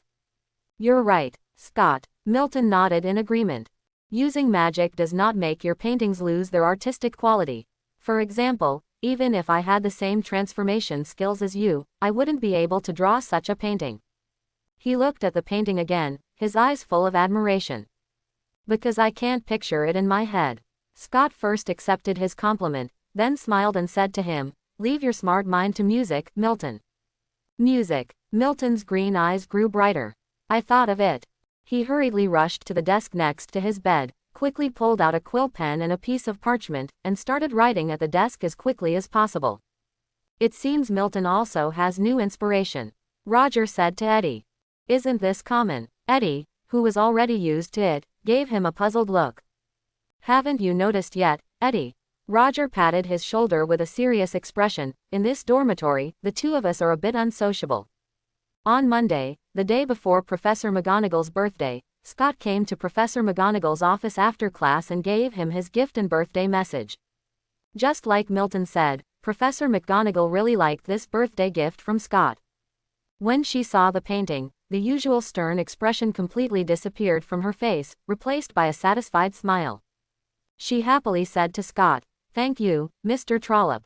I like your gift very much." She emphasized emphatically, "I think this painting is better than the one Professor Flitwick received." "Oh, that's right." Scott suddenly felt something bad. This painting came from the latest inspiration, and Milton's suggestions also helped. "I used completely different techniques from the past." He could already foresee that Professor McGonagall would show off this gift to Professor Flitwick. Professor McGonagall was focusing on the painting in front of her, and she felt a little more at this time. "I noticed that there are not even any brush strokes in this painting. It seems to be done in one go, with a natural beauty." Quote. Scott nodded, "Yes, I used transformation to create this painting." Professor McGonagall immediately asked with great interest, "Oh, tell me quickly, Mr. Trollope, how do you use deformation in painting?" "Of course, it's just a combination of the simplest and most basic spells in transformation." Scott spoke in detail about his process of creating the painting. "It's really simple." Professor McGonagall nodded repeatedly, "But I still want to praise you for your wonderful ideas." "Oh, can I get extra points?" Scott joked. But he didn't expect that Professor McGonagall pondered for a moment after hearing this, and seemed to be really considering whether to give him extra points. But in the end she shook her head. "Unfortunately, Mr. Trollope, this does not meet the requirements for extra points. Because it is a personal gift, and Professor Flitwick has already added too much to your painting." As expected, it was Professor McGonagall who was famous for his sternness. Scott smiled and nodded. He was just joking and had no objection, of course. After bidding farewell to Professor McGonagall, Scott was going to the Hogwarts library to read this month's new issues of several academic magazines. Passing through several corridors, he heard a loud discussion coming from the other side at a corner. "Oh, Harry, we didn't hear the strange noise you made," a girl said in an inexplicable tone. Scott still had the impression that this voice was Hermione Granger who had spoken to him on the train. "If you ask me, you might have been so angry with Snape during potions class in the afternoon." This voice, Scott guessed, was Fred and George's idiot brother. "I really heard it," a boy said loudly, more than once. "And I also heard the same sound that night when I was answering Lockhart's letter." "This is the savior, Harry Potter." Scott was suddenly startled. Did the basilisk escape from the secret room so early? He only remembered the outline of the story, and always thought that the secret room incident started after Filch's cat was petrified on Halloween. Thinking of this, Scott walked around the corner at normal speed and met the threesome. The moment they saw him, the three young wizards immediately shut up and stopped discussing. "Hello, Trollop." Granger still remembered his name and took the initiative to say hello. "Hello, Granger." Scott nodded and said to the other two boys, "Hello, Potter, Weasley. I am Scott Trollop, 4th year Ravenclaw." "Hello, Trollop." Both boys felt uncomfortable. Especially Potter. Scott found that his eyes hidden behind the lenses of his glasses were a little dodgy. Although it seemed that the savior did not want to contact strangers, Scott still stood where he was and said slowly, "Sorry, although I didn't intend to eavesdrop, the volume of your discussion was indeed a bit loud." He ignored the blushing faces of the three and asked directly, "Potter, you heard a strange noise in the castle. Can you tell me what it is?" Potter opened his mouth with a look of embarrassment, but no sound came out. Obviously, he didn't want to discuss this with a stranger, but he didn't know how to say no. "Am I too abrupt?" Scott smiled friendly at him. "Maybe you can satisfy my curiosity and tell me where the sound you heard came from." "It's over there." Potter responded with a shy smile like a reflex, and pointed to a wall. "It seems to be coming from the wall over there." "Let me take a look." Scott approached the wall, reached out and pointed his wand at himself. Supersense. He first blessed himself with a supersensory spell, and then carefully sensed the magic power contained in the wall. At the same time, he heard Weasley quietly asking his companion, "What is he doing?" His tone was a little strange, as if he was saying Scott was a madman. "Shut up, Ron," Granger scolded him in a low voice. "Don't you see it? He is sensing magic. Don't tell me that you don't know. At the beginning of school, he was famous for being able to clearly sense magic. Became famous." Potter's voice was a little hesitant. "I seem to have heard about this, but I don't know who it is. All I know is that Fred and George have a good relationship with him," Weasley said. "You never remember anything useful." Granger complained about the two boys' poor brains. At this time, Scott shook his head and turned around. The three little wizards immediately fell silent. "The magic power of the castle itself is too powerful and very complicated," Scott said. "I can only vaguely sense that there are indeed traces of magic left by some kind of magical creature." Potter's eyes widened, and he said happily, "Sure enough. The voice I heard was not an illusion." Weasley frowned, and asked suspiciously, "You mean there are magical creatures in the wall? Then why can't we hear it?" "Maybe Potter's hearing is sharper, Weasley," Scott said with a smile. Granger couldn't help but ask curiously, "But what kind of magical creature can hide in the wall? Can it also talk?" "There are pipes in the walls," Scott said. "Maybe an 8-eyed spider. As far as I know, they can talk." "Spider." Weasley's face turned pale. He trembled, and quickly took several steps back. At this time, Scott withdrew his wand. He said goodbye to the three little wizards. "Anyway, thank you for telling me about this. This may be an interesting discovery. So, goodbye." He waved his hand and strode towards the library. The moment he turned around, his expression became a little solemn. The fact that the basilisk had awakened gave him a sense of urgency. After leaving the sight of the three Potters, Scott immediately took out a small piece of ebony from the deformed lizard's skin bag on his waist. He took out his wand again and used transfiguration on the ebony to turn the block of wood into a wood carving. Then he engraved a simple magic circuit. When the magic circuit was engraved, he waved his wand again, and the wood carving gradually came to life and turned into a black raven. The raven shook its feathers, jumped in Scott's palm, spread its wings and flew up, responsible for exploring the way ahead of Scott. Scott directly held the wand in his hand and followed the raven from a distance. Basilisk, an extremely dangerous magical creature. Any creature that directly meets the eyes of the basilisk will be killed immediately, and even if it meets the eyes indirectly, it will be petrified.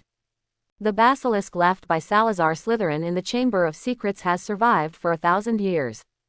Scott recalled the information about the basilisk, but he still couldn't remember the state of the basilisk at this point in time. Was it only passing through the pipe, or could it crawl out of the pipe at any time? Maybe the original book itself did not describe it directly, or maybe he forgot. But there is no doubt that the monster has been awakened. Scott guessed that the 1,000-year-old basilisk should have been asleep most of the time until the diary, a Horcrux, came to Hogwarts and awakened it. The basis for his judgment was that Potter had never heard strange sounds in the previous school year. Scott walked quickly through the castle. The raven always flew in front of him. If he met other students head-on, the raven would fly back and land on his shoulder disguised as a pet.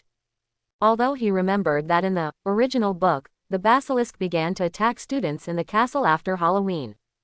But Scott felt that if he believed too much in the so-called original book plot, he might get himself killed. Of course, if he was more careful, he could basically avoid encountering the basilisk around the corner with the product of transfiguration and the perception of magic. At the same time, Scott began to think about the plan he had previously drawn up for the Chamber of Secrets incident. Because of the omission of memory, the plan that he thought was perfect had prerequisites. He originally planned to do it after Filch's cat was petrified on Halloween and the message of Slytherin heir appeared. At this point in time, Scott had no good way to deal with it without wanting to jump out too much. Now, everything about the Chamber of Secrets has not yet been revealed, but Potter heard some strange noises. Scott couldn't jump out and do something under such circumstances, or tell others without any basis that there was a basilisk lurking in the castle. And Scott was reluctant to give up his original plan. Then there was only one choice. He had to wait for the right time while ensuring his own safety. If the next plot did not change, he would solve this annoying trouble in one fell swoop after Halloween. After thinking it through, Scott successfully came to the library and let the raven stay on the windowsill near the library. But when he found the new issue of the Basic Academic magazine and was ready to read it, Jacob suddenly found him. Scott glanced at the librarian, Madam Pants, and whispered, "It seems that you have completed my commission." "Yes." Jacob also lowered his voice, "I have found out how that nickname you hate came about." Scott smiled slightly, "Very good, you are very efficient. Now."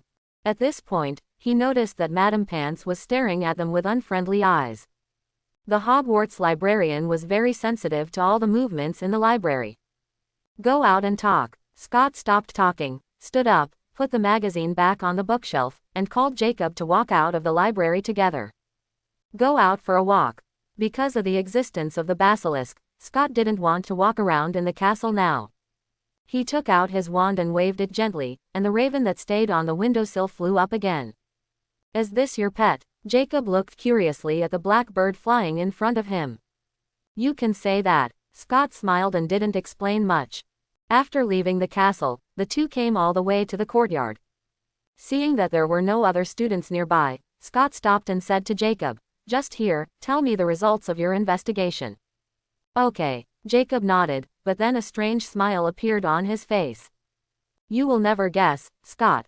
He seemed to be trying hard not to laugh. "The reason for this matter is completely different from what you think." Looking at Jacob's expression, Scott frowned.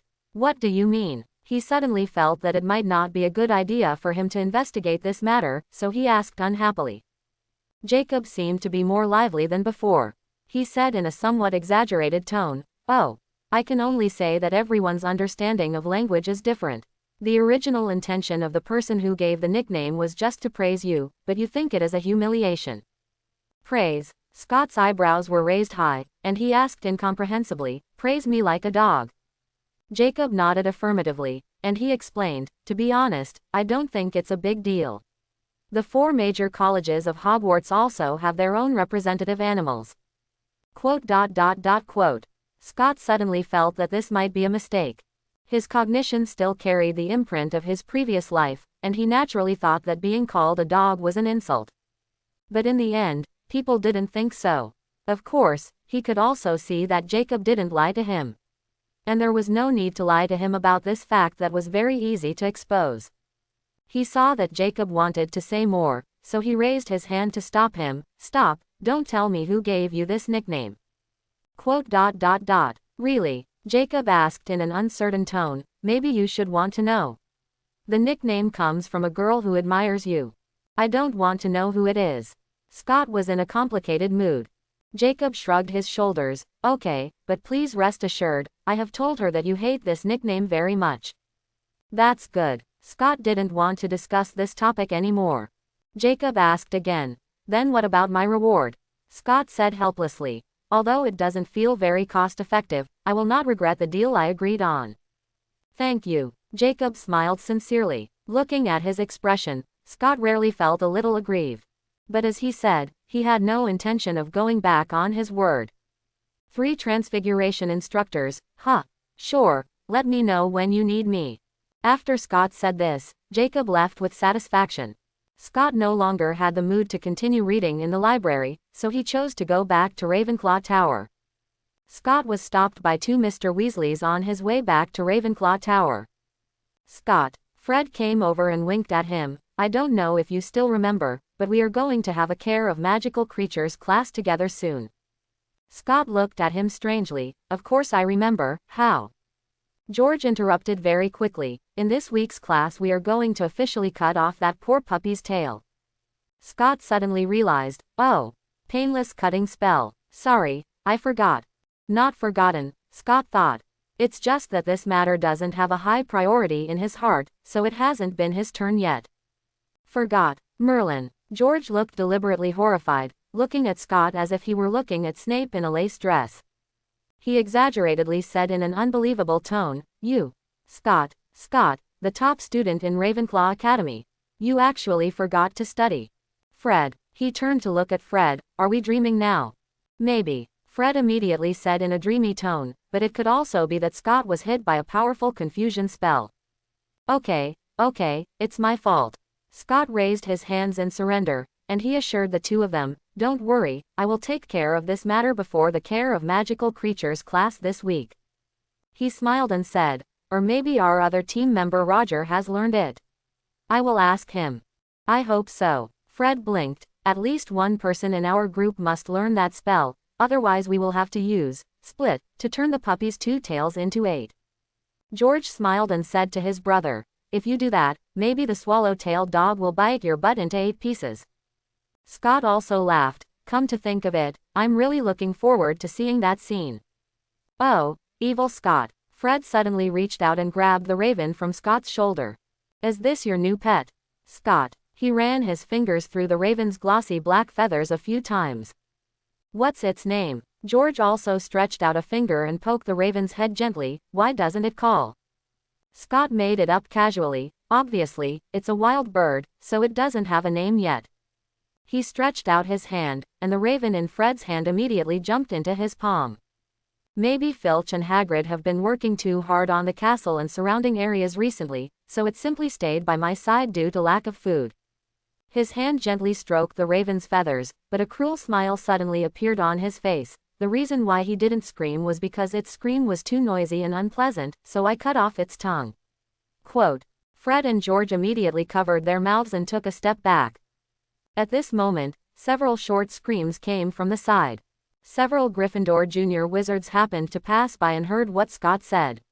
At this moment, they all looked at Scott with wide eyes and horror. Fred and George immediately became excited. They pretended to be scared and said vaguely in unison, you looked like you wanted to cut off our tongues just now. I do have this thought many times. The expression on Scott's face became more and more evil. Oh, please let us go. Fred and George pretended to be trembling. At this time, a little girl with red hair from the lower grade next to her stood up bravely. You can't do this. She was a little scared, but still glared at Scott. Red hair. Scott glanced at her and began to imitate Snape's accent, another Weasley. Oh, Scott. Fred quickly pulled the little girl behind him, pretending to be righteous. She is our innocent little sister. George also stood forward. We will not let you hurt her. Scott glanced at the little girl behind them again with indifferent eyes. Really? He still used Snape's accent. I'm not interested in your affairs, but you disturbed me. He took out his wand with one hand and gently stroked the raven's feathers with the tip. He continued. Just like the bird, your tongues will also be cut off. No, Fred said angrily, you are too cruel. We have no tongues. How can we recite spells in the future? The corners of Scott's mouth twitched. Fred's desire to perform was so strong that he even had an operatic accent when speaking. But when he noticed a few first-year wizards from the corner of his sight, he couldn't help but twitch the corner of his mouth again. Judging from the expressions of these audiences, they are obviously more into the show than the actors. Scott continued to perform. Don't worry, maybe you can ask Madame Pomfrey to put your tongue back. But you must remember to remind her, lest she confuses your two tongues. Fred and George looked disgusted for a moment. But George immediately changed his appearance as if he was about to die heroically, turned to his sister and shouted loudly, Ginny, you go first. Ginny Weasley's face was pale at this time and her eyes were red, but she still took out her wand tremblingly. It seems that she wants to fight side by side with her brother. The other Gryffindor first years did not run away, but took out their wands with trembling hands. Scott felt that if this continued, these little wizards might accidentally fire. It would be bad if he provoked a professor, so he stopped the performance. The wand in his hand drew an arc, and he chanted a restoration spell. Then, the raven that had been moving in his hand gradually stiffened, and the grain of wood appeared on its body. Oh, is it over? George asked with a smile. Is this your new prank? Fred reached out and snatched the raven wood carving from Scott's hand, holding it in his hand and turning it over and over to check it. I like this. George clapped a few times and made a suggestion, but your expression just now is not evil enough, Scott. He leaned over and whispered. Just like the tone of speech, you can also imitate Snape, the greasy old bat. I will pay attention to improvement next time. Scott nodded and accepted his opinion. Fred, George, Ginny Weasley roared angrily, grabbed her book and threw it at the twins. You two fools. After throwing away the book, she rushed up and punched and kicked the two. Oh, Ginny, you look exactly like your mother when you get angry. Fred and George quickly hid away with a laugh. Scott stood aside, his eyes swept across a few dull-looking little wizards, and began to secretly observe and sense the state of the angry Ginny Weasley. This is the key figure in the Chamber of Secrets incident. The reason why Scott wanted to observe Ginny Weasley was to judge the influence of the Horcrux on her now through her state.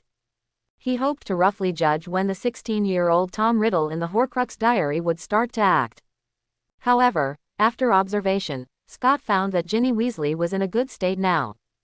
At least, she looked very energetic when she hit people. Similarly, he could not see any abnormality in his perception of magic. Scott was a little disappointed. If he could find clues from Ginny Weasley's magic, he could end the Chamber of Secrets. Now just tell the professors about the situation. There is no reason why Dumbledore could not perceive the abnormality he could perceive. What a pity. However, although it was a pity, Scott was not too surprised. After all, it was Voldemort's Horcrux that controlled Ginny Weasley, and that level of dark magic creation was obviously not something Scott could guess at his current level. Although, if it was Dumbledore, he might have seen something unusual in Ginny Weasley right now, but unfortunately Dumbledore usually doesn't get in close contact with young wizards. Except Harry Potter. Dumbledore, who holds multiple positions in the wizarding world, is too busy and is often not even in school. And Scott has no reason to guide Dumbledore to check on Ginny Weasley. Generally speaking, he will consider his own safety and position before doing anything, and he will not do anything that will have a negative impact on himself. The three Weasley siblings stopped fighting for a while. But Ginny Weasley's face was still a little ugly. Scott squatted down to pick up her book, and apologized at the same time. Sorry, Miss Weasley. Oh, thank you. Just call me Ginny, Scott. Ginny Weasley thanked generously and reached out to take the book. Scott took the opportunity to sense her magic state at close range, and said, Sorry, Ginny. Ginny sighed maturely, and a somewhat funny expression of vicissitudes appeared on her young face. Fred and George have always been naughty and mischievous since they were young. She glared at the twins again. I'm used to it. George still smiled and said, "Oh, Ginny, I'm serious, you are more like your mother now. I have always been naughty and mischievous since I was a child." Fred shook his head and imitated Ginny's way of speaking. "This is what my mother often said to us. You are dead." Ginny raised the book again and chased after them. The three of them ran away quickly. Scott looked at their backs, squinted his eyes, and suddenly raised his wand and waved it forward. In the distance, the ravenwood carving held by Fred immediately came to life again, broke free from his hand when he was caught off guard, and flew back to Scott's side. Scott reached out to catch the raven, and smiled gently at the first-year students who were still a little dazed. "Hey, are you okay?" "No, nothing." The thin gray-haired boy came back to his senses from his daze and looked at Scott with surprise. "Oh, magical transfiguration. And, Ginny just called you Scott. You are Scott Trollope." There was a camera hanging around the boy's neck. This reminded Scott of his identity, a fanatical admirer of Potter, and one of the students who was petrified by the basilisk in the original book. "Do you know me?" Scott nodded to him friendly. "Oh, I'm Colin Creevey, a first-year Gryffindor." The boy took the initiative to give his name. He was still a little excited. "On the Quidditch field a few days ago, they said you used transfiguration to save the Ravenclaw Quidditch players." "That's nothing. I believe you can do it in the future." Scott reached out and patted his shoulder, encouraged him casually, and said goodbye to a few little wizards, walked past them and walked towards the Ravenclaw Tower. Just now, by handing over the book, he sensed Ginny's magic stayed at close range, and this time he finally sensed a sense of disharmony. However, this feeling is very subtle and hard to explain. If he hadn't known the premise that Ginny is in contact with Voldemort's Horcrux, he might have subconsciously ignored this feeling. In this way, he still couldn't report this as a discovery to the professor. But this is not entirely a bad thing. At least this feeling is enough for him to judge the state of Tom Riddle in the diary. In the plot that Scott still remembers, Riddle used the diary to control Ginny, absorbed her vitality, and made himself appear in front of people with the complete appearance of 17-year-old Voldemort. But this requires a relatively long process. Scott judged from Ginny's state that Riddle should not be ready now. This means that Riddle is unlikely to act in advance. It also means that this period of time is basically safe. Therefore, Scott has the greatest chance of success in acting according to the original plan. This made Scott feel better again. Although strictly speaking, his inference may not be 100% correct, this discovery also made Scott's gradually tense nerves relax a little. Sure enough, in the following days, except for the widespread flu caused by the sudden drop in temperature, no other accidents occurred in Hogwarts. In the Care of Magical Creatures class, Scott and his team successfully used the painless cutting charm to help the little Krupp perform a tail removal surgery. The only interesting thing that happened during this period was the flying broom that the Dupins compensated Roger. This was a second-hand Nimbus 1700, exactly the same as the old broom that Roger had destroyed before. This disappointed Roger, who had been looking forward to having a new broom. Eddie thought that this was because the Dupins were on the verge of bankruptcy after paying Lisa Dupin's ransom. They could only buy a cheaper second-hand one to compensate Roger. "Well, at least this saves me time to get used to the new broom," Roger comforted himself. The key is that the broom that the Dupins compensated was the same as his original one, which made him have no choice but to accept it. As Halloween approached, November 1992 was coming. For Quidditch players like Roger, November also means that the Quidditch House round robin of the new school year is about to begin. During this period, the Quidditch teams of the four houses all began to train frantically, even rain or shine. Although Roger often complained in the dormitory that Bruce's training was too inhumane, Scott felt that he was clearly enjoying it. He even asked Scott and his roommates to help him analyze the possibility of Ravenclaw House winning the championship this school year more than once. Although Scott and his roommates would encourage him every time, they were actually not optimistic about Ravenclaw House winning the championship. After all the members of the Slytherin House team now have the latest model of flying brooms, such as Nimbus 2001, and their advantage is too great. Chapter 51. October 31st, Halloween. Before the Halloween dinner, Scott and his roommates came to the auditorium. At this time, the Great Hall of Hogwarts had been completely decorated.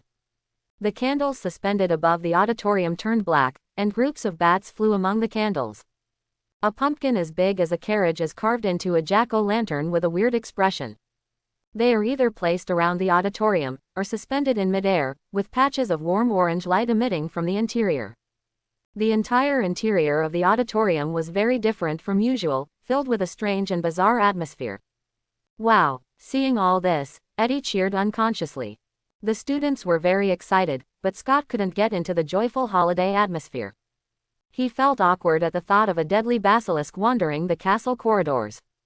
At this time, they passed through the doorway on the side of the auditorium and walked under a huge jack-o'-lantern.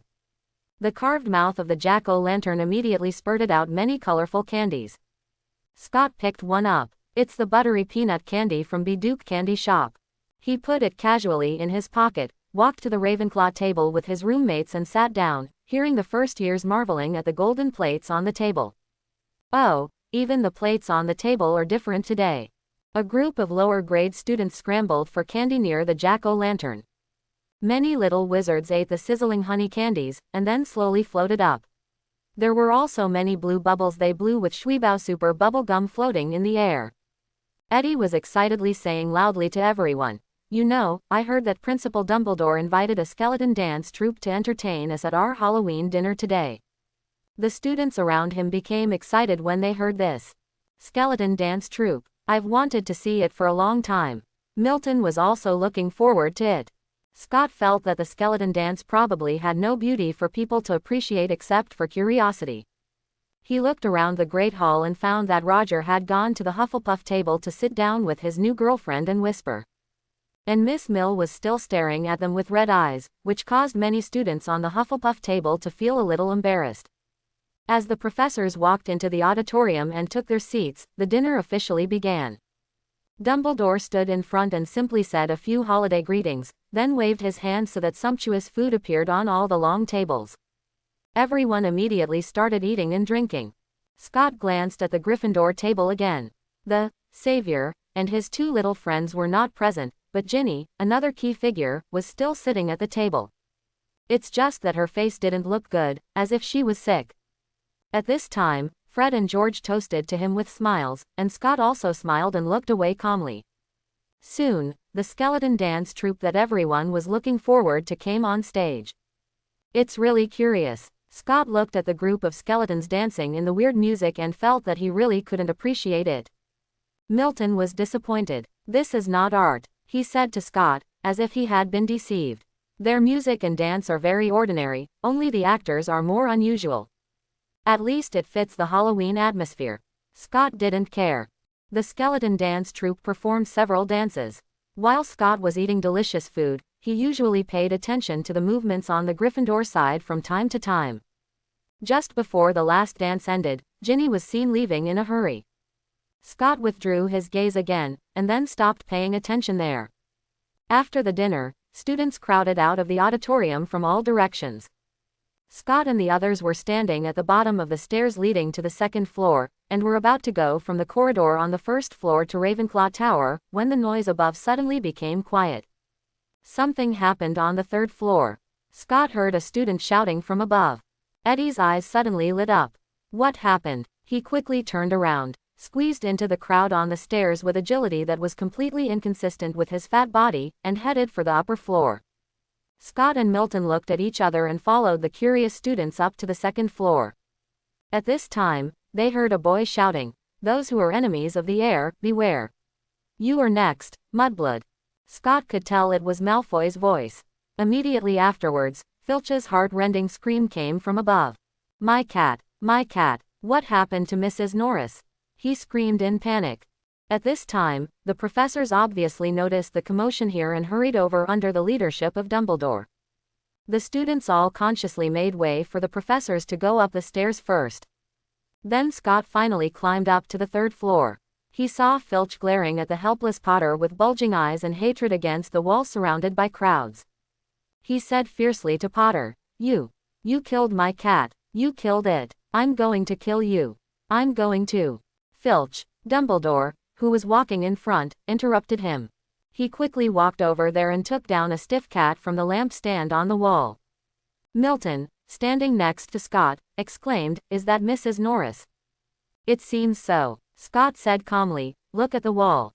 Milton also saw the 2 lines of words on the wall at this time. The Chamber of Secrets was opened. "Enemies of the heir, beware." "Oh," he covered his mouth and widened his eyes. "Come with me, Filch," Dumbledore said to Filch. He looked at the Savior and his friends again. "And you, Mr. Potter, Mr. Weasley, Miss Granger." Lockhart stood up and took the initiative to propose unusually actively. "My office is closest to here, Headmaster. It's upstairs. You can." "Thank you, Gilderoy." Dumbledore thanked him. Then, Dumbledore held the dead cat and went to his office under the leadership of Lockhart. The Potter trio and Filch walked behind them, and other professors followed. When they disappeared, the students in the corridor immediately discussed it. "Did you see it?" Eddie came out from nowhere again and said to Scott and Milton with excitement. "Potter and his friends, the 3 of them are so daring. They killed Filch's cat and wrote those mysterious messages on the wall." He gestured with his hands and feet. "It's a pity that they were caught by Filch." Milton looked at him suspiciously. "Is this true?" "Eddie, I think Potter and his friends don't seem to know." "You don't understand this, Milton," Eddie said proudly. "They just want to get away with this disguise." He shook his head and sighed with a little pity. "But how is this possible? No one can lie to Dumbledore."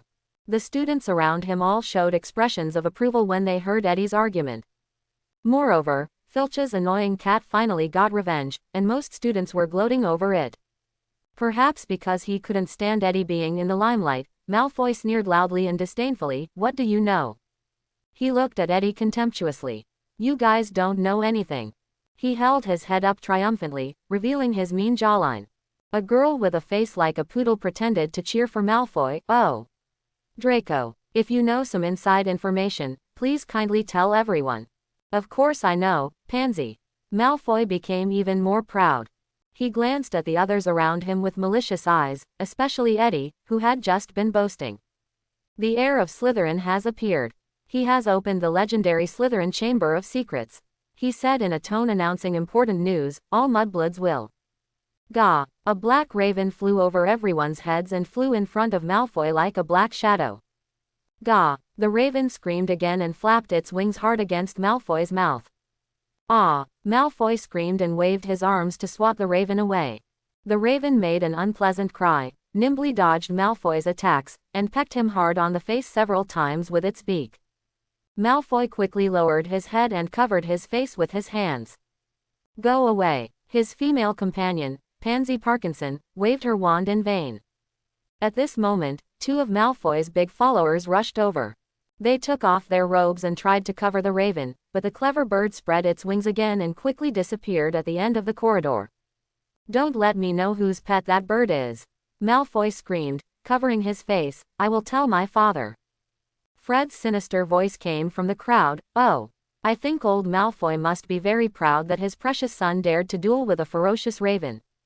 George immediately answered. After a difficult battle, he finally drove away the animal that was more dangerous than the fire dragon. The onlookers burst into laughter. Scott winked at Milton and Eddie, and the 3 quietly retreated away from the crowd. Eddie looked at Scott excitedly. "Oh, Scott, you are so great. That's you." Scott shook his head, signaling Eddie not to bring up the topic. He said to the 2 of them, "I have something to discuss with the Weasley twins. You should go back first." After saying that, he walked to the other side of the crowd, reached out and patted Fred on the shoulder. Fred turned his head and immediately winked mischievously when he saw Scott. "Hey. What's the matter, Scott?" George also turned around. "Didn't you see that we are praising Master Malfoy's proud achievements?" "Follow me." Scott said something to them, then turned and left. The 3 of them came to an empty classroom, and Scott closed the classroom door.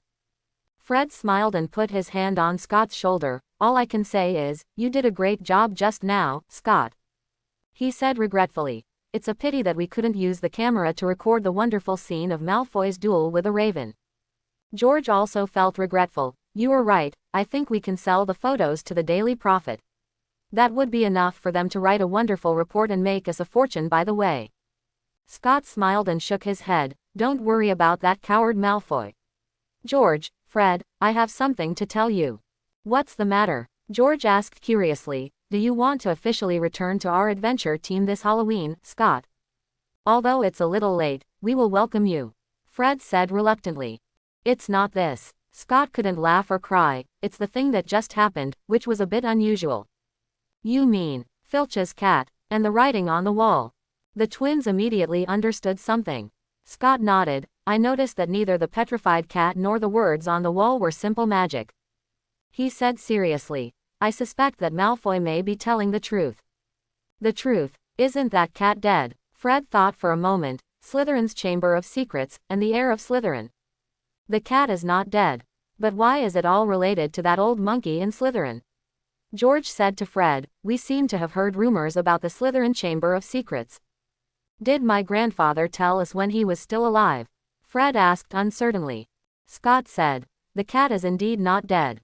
As for the Chamber of Secrets, I remember that in the book, Hogwarts, A School History, there is an ambiguous record of the Slytherin Chamber of Secrets. George shook his head. Well, you know, we don't usually read books like this. There is indeed a rumor that has been widely circulated. Scott said, of course, I heard it from Eddie. Eddie was always keen to inquire about everything, and he indeed told many such rumors, true or false, in the dormitory. What is it? Fred asked curiously. Scott said, it is said that Salazar Slytherin has always been very opposed to Hogwarts recruiting Muggle-born wizards. In the end, he parted ways with the other 3 companions who founded Hogwarts because of different philosophies. People rumored that he left there was a secret room left in Hogwarts. Could it be that the treasure in the Chamber of Secrets was left by that old monkey in Slytherin? Fred guessed with great interest.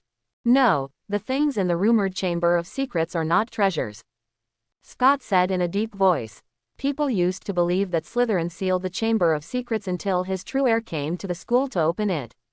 The heir would release the horror in the Chamber of Secrets and let it follow Slytherin's will to purify the school and eliminate all those who are not worthy of learning magic. That is to eliminate Muggle-born students.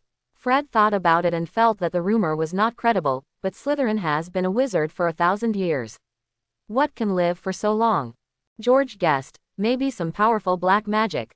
Fred shook his head, you idiot. No matter what kind of magic it is, it can't last so long without anyone maintaining it. Let's just listen to this rumor. Scott analyzed seriously. I think the biggest possibility of what happened tonight is that someone wants to use this rumor to do something.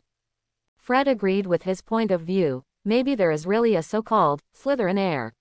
Of course, this title may be self-proclaimed by the guy who made trouble.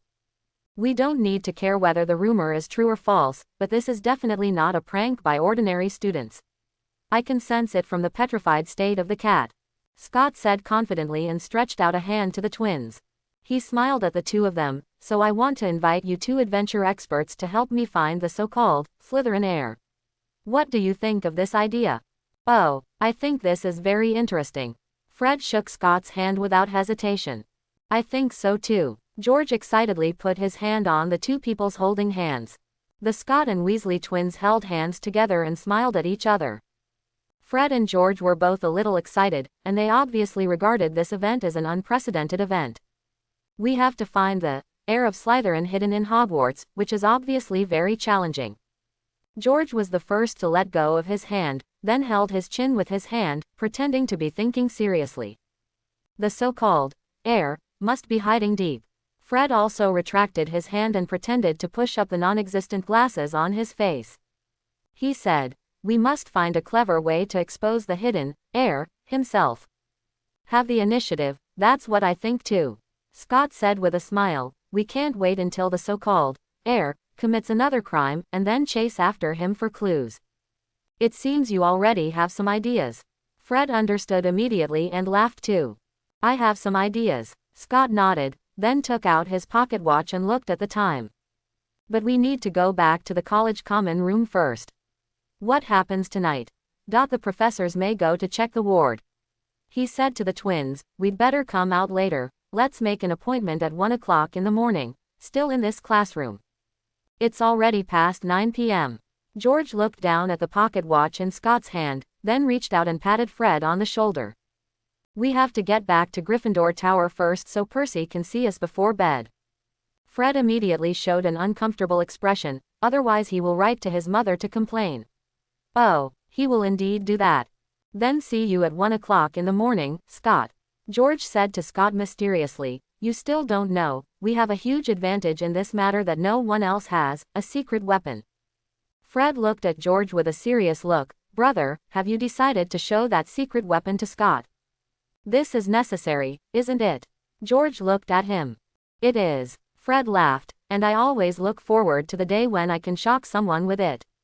Exactly what I thought. George blinked. The two of them smiled mysteriously at Scott. Stay tuned. Scott returned to the dormitory, only to find that none of his roommates were there. So he went to the bathroom to wash away the aroma of the food from the dinner party. When he approached the dormitory again with wet hair, Eddie was already back. He was sitting on the bed arranging his merchandise, and turned to look at Scott after hearing the noise. Scott, why don't you put on your pajamas after you take a shower? He asked casually at first, then quickly responded, are you going out later? That's right. Scott walked to his bed and put down the basket of dirty clothes in his hand. Could it be that you've also started dating? Eddie asked with great interest, is she a girl from our college? Not a date. Scott turned around and sat on the single sofa in front of the window, using a drying spell on his hair. He said to Eddie, the Weasley twins and I are going to find out the so-called heir of Slytherin. Moreover, my plan also requires your participation, Eddie. Eddie stopped moving his hands and turned his head to look at him in surprise. Isn't that what Potter did? Of course not, Scott said. I have sensed magic, and I am certain that it was some very powerful dark magic that petrified the cat. Potter couldn't do it. Eddie said stiffly. I thought the cat was dead, but who knows? You know, Potter defeated the mysterious man when he was born. He is special, isn't he? He said more and more enthusiastically. Maybe Potter is the destined new Dark Lord. And he has awakened now. Scott looked at him speechlessly until he changed his words. Okay, you're right. Eddie raised his hands in surrender. Potter is a stupid boy at first glance. He put down the inferior glass bottle in his hand. Of course I believe you, Scott. But, he looked worried. Why do you still want to investigate this matter if you know it is powerful and evil black magic? This is not like you at all. Scott reminded in a calm tone, you know the rumors about the Slytherin chamber, Eddie. Of course I know. Eddie suddenly realized something and his eyes widened. Scott looked at his expression and couldn't help but raise the corners of his lips. Eddie, who has been keen on digging out all kinds of gossip all year round, is very sensitive to information. You mean? Eddie's tone was a little uncertain. No matter whether the content of the message on the wall on the 3rd floor is true or false, the person who did it may be targeted based on the secret room rumors. A Muggle-born wizard. I think so. Scott answered in the affirmative. Due to our background, this matter may be a crisis for us, and we must take the initiative. He said seriously. Eddie still said hesitantly, if it's like you said, it's dangerous to investigate this matter, Scott. He even began to persuade Scott. We all know that Principal Dumbledore and Professor Flitwick are already handling this matter, and we should trust them. Don't worry, Eddie. Scott brushed his hair, which had become dry again, and put down the wand in his hand. There will be no danger. He said with a smile, my plan is not to have a head-on duel with the hidden heir, but to find a way to expose his flaws. He stood up, took out a clean black cloak from the closet, and continued to say to Eddie, and what you have to do is even simpler. He turned and looked at Eddie. You just need to cooperate with Weasley and I's actions at night and spread a rumor among the students as quickly as possible after dawn tomorrow. Are you sure you and those 2 Weasleys won't be in danger? Eddie looked at him suspiciously. I am sure. Scott put on his cloak, picked up a pair of gloves and put them on, and said with a smile, we are just going to leave another line under the message of heir.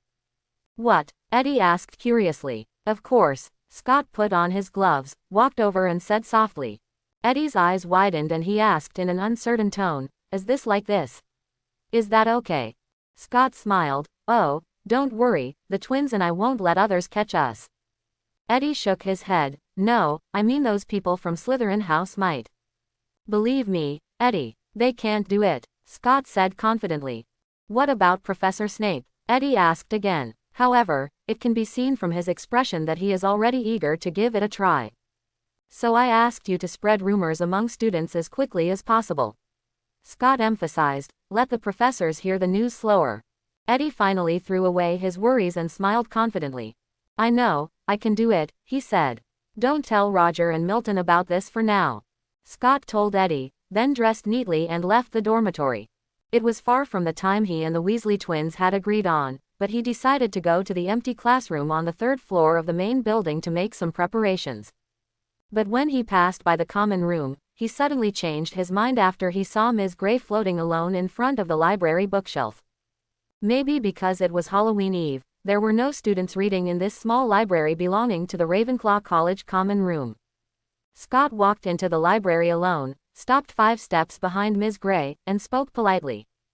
Hello, Ms. Gray. Ms. Gray turned around and looked at Scott with a very indifferent look. What's the matter? She asked lightly. Scott didn't care about the proud and indifferent attitude of the ghost lady, she was like this to everyone. And if the person who greeted her was not a Ravenclaw student, she would not even speak at all. Scott spoke slowly, maintaining a polite attitude. Excuse me, do you know what happened after the dinner tonight? Ms. Gray shook her head. I just came back from the dinner for Sir Nicholas's 500th anniversary. What happened? Someone petrified Filch's cat. Scott began to talk about the incident, and left words on the wall. He recited the line to Ms. Gray, the Chamber of Secrets has been opened. Those who are enemies of the heir, be alert. Hearing this, Ms. Gray's face finally changed.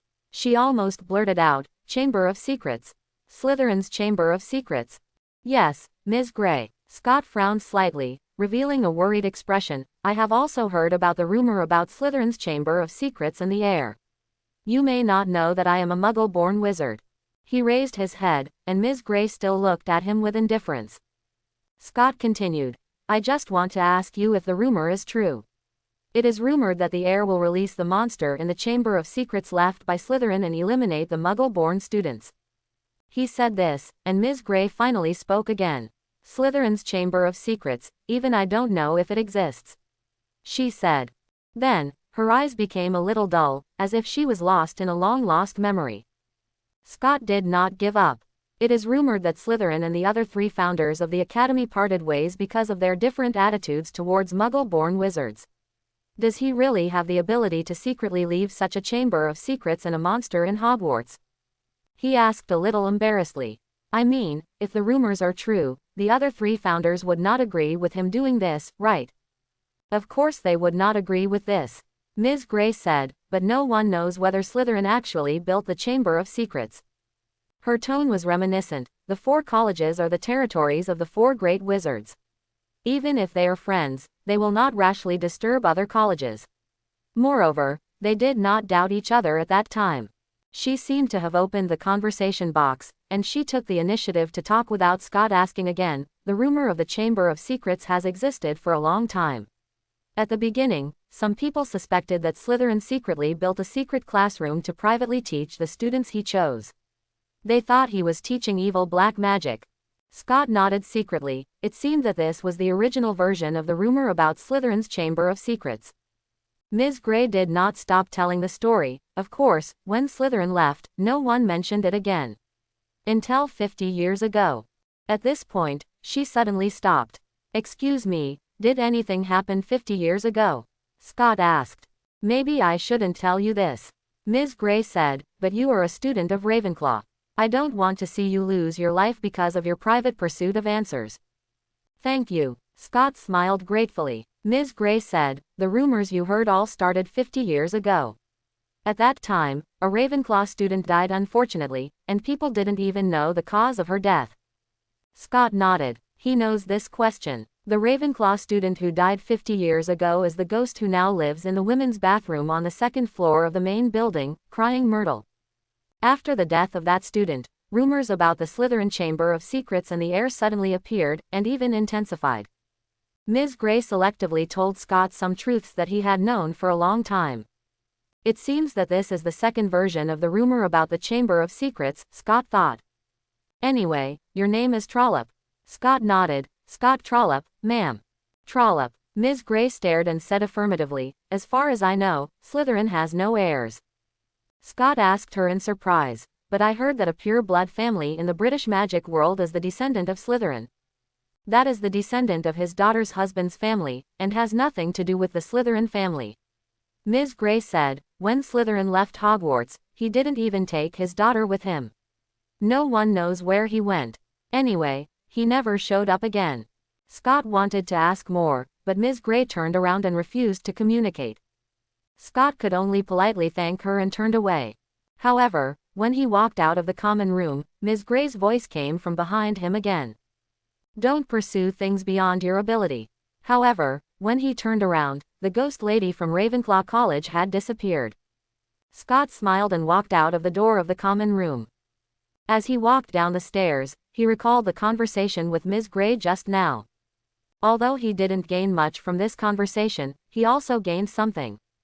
First of all, he knew the true face of the rumor about the Chamber of Secrets. The so-called Slytherin's heir was probably, as he guessed, fabricated by Voldemort to gild his own face. Combined with the background of the times, Scott felt that Slytherin himself just didn't trust the little wizards of Muggle origin at most. He was worried that the little wizards of Muggle origin would turn to the side of the Church, which was also human nature. And Voldemort himself is the one who hates Muggle blood because he hates his origin. If Slytherin really wanted to eliminate Muggle-born students, he probably would not have left quietly that year. Secondly, judging from what Ms. Grey said, the Gaunt family who once claimed to be descendants of Slytherin was probably just flattering themselves like Voldemort. Slytherin's daughter took her husband's surname after marriage, but her descendants cling to her family's reputation, which is ridiculous enough. And in this way, the relationship between Voldemort and Slytherin will take another turn. Thinking of this, Scott thought it was quite interesting. It was late at night. After Scott walked out of Ravenclaw Tower, he put on the hood of his black cloak. He walked into the main building of the castle through a long corridor, and then released the raven that was specially sent to explore the way for him. Fortunately, he did not meet anyone along the way and successfully arrived at the agreed classroom. When he pushed open the door, he saw two figures in the dark turning their heads and looking at him at the same time. George, Fred. Scott cast an illumination spell, reached out to catch the raven falling from the sky, and looked at the two pairs of bright eyes with some amusement. I remember we agreed to meet at 1 a.m., he said. We can't wait, Fred said with a smile. George also winked at him. Don't talk about us, you arrived much earlier, Scott. Scott closed the door casually and cast an anti-disturbance spell on the door. The empty classroom fell into darkness again. Soon, Fred lit a candle. To prevent the crazy Filch from disturbing us, Scott waved his wand towards the windows of the classroom, and the heavy curtains on the windows were automatically tightened. This way we won't be exposed, right? He thought for a moment, and waved his wand a few more times, turning all the curtains into a deep black. It's better this way, he nodded with satisfaction. Well done, Scott, George said. After the cat got into trouble, the old man Filch has gone completely crazy. He thinks it was all Harry's fault. Scott walked over to the two of them and sat down on a chair next to an old desk. The three of them started talking around a half-burned candle. Tell me your plan, smart Scott, Fred said impatiently. How should we find that heir? Do you have any ideas? After all, you two have a lot of good ideas. Scott asked back. Of course, what he wanted to talk about was actually a ghost idea. We think we should keep a close eye on the movements of Slytherin students, using our secret weapon. George took out an old parchment from his arms and spread it on the table, smiling triumphantly at Scott. That's right. This is the secret of our success in the war with Filch over the past few years. Fred took out his wand and tapped the parchment. Watch it. He winked mischievously, and then said to the parchment in a solemn tone as if he was swearing an oath at a wedding, I solemnly swear that I'm up to no good. The flowing black lines immediately began to appear from where the tip of Fred's wand touched. These lines crisscrossed and extended rapidly to every corner of the parchment. Words also began to appear above the parchment, a kind of green arc forming large characters. Mr. Mooney, Wormtail, Padfoot and Prongs, suppliers of auxiliary materials for magic prank makers, proudly present the Marauder's Map. The Marauder's Map. Scott raised the corners of his lips, which was one of the reasons why he invited the Weasley twins to act together. Wow, he exclaimed, fully satisfying the twins' desire to show off, and then lowered his head to the candlelight to carefully examine the contents of the parchment. The map detailed all the details of Hogwarts Castle and various venues. What Scott really cared about was the small ink dots moving along the map, each of which was marked with a name in tiny letters. This is a magical item that can monitor the movements of all people inside Hogwarts. He deliberately checked the situation in Gryffindor Tower and confirmed that Ginny was staying in the dormitory at this time. Incredible, this is really a good thing. He praised softly. Where did you find this treasure? Oh, thank you for the compliment, Scott. George and Fred were so proud. This is the treasure we found in Filch's office. It's hidden in the drawer of the cabinet. Obviously, he doesn't know it's a treasure. He probably thought it was a blank, worn-out parchment. We cleverly discovered its true purpose. Scott didn't say that he didn't praise them just now, but praised again. Great, with this, our actions will become much smoother. Then, he began to talk about his previous conversation with Ms. Gray. George and Fred listened with relish. After Scott repeated Ms. Gray's words, he said to them, "From Ms. Gray's words, it is not difficult for us to infer that the so-called Slytherin heir should be fake, and he appeared 50 years ago and killed a Ravenclaw Muggle-born student." At this time, George and Fred both became a little serious. The petrification of the cat and the killing of the student are two different things. 50 years ago, George analyzed, if the person who did this was also the one who did it 50 years ago, then we have very few suspects. There weren't many people who were at Hogwarts 50 years ago, and Fred shook his head. They don't look like people who would do such a thing. It seems that my previous idea of monitoring Slytherin students seems a bit bad. George spread his hands. Scott said, "No, everyone is a suspect. The person who did this may be the one who did it 50 years ago, or his descendant, or the one who used magic to control a student. All of these are possible," he explained. Fred widened his eyes and said in a low voice, "The Imperious Curse." "Maybe." Scott smiled. Half of his face was illuminated by the dim light of the candle, and the other half was hidden in the darkness, which looked a little scary. Seeing that the twins' expressions were a little heavy, he said soothingly, "Don't worry, my first trial plan will not be dangerous at all." "Oh, you haven't said it all the time, what is the plan?" Fred immediately became energetic again. Scott smiled again and said, "I want to imitate the other party's approach. Let's assume that the guy who acted secretly cares a lot about his title of Slytherin heir. Think about it." He guided George and Fred. "If we add a new message next to the other party's message, then what should we write to completely anger that person? Make him want to destroy our message." "So that's it." George and Fred looked at each other, and the two began to get ready. "Oh, this is definitely the part we are good at," they said confidently. Scott nodded. "I have already made an agreement with Eddie. He will be responsible for spreading the new message content throughout the school as quickly as possible tomorrow morning. And I will be responsible for making the message more secure and ensuring that it will not be destroyed by ordinary students." At this point, he took out a manual film camera from the deformed lizard skin bag on his waist and placed it on the old desk. "The last thing is to monitor and record who will destroy the message. How can I make a message without being destroyed by ordinary students?" Fred turned to ask George. George shook his head. "I only know that directly carving words on the wall won't work. We can't destroy the castle."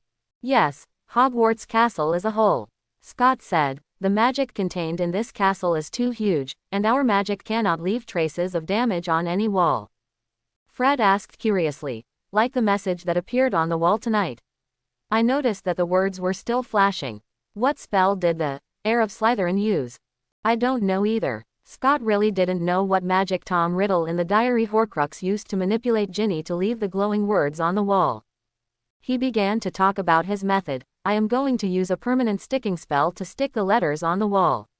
I happened to have seen this spell in a book and asked Professor Flitwick for advice. He said, this approach does not count as destroying the wall, so it will not trigger the magic reaction of the castle." "Is it that simple?" Fred was a little surprised. "Simple, but effective," Scott said with a smile. "It's always difficult for people to separate things stuck with the permanent sticking spell." George nodded in agreement. "It's indeed a good idea. This is how my father glued the magic clock in our house to the wall. It's a pity that we don't know this spell yet, otherwise I will glue Percy's mouth together permanently. Fred said, "Oh, I doubt Percy knows this spell, he has already stuck the prefect badge firmly on his robe." "Okay, you can't do this, otherwise Mrs. Weasley will glue your hands and feet together." Scott said, "Funny.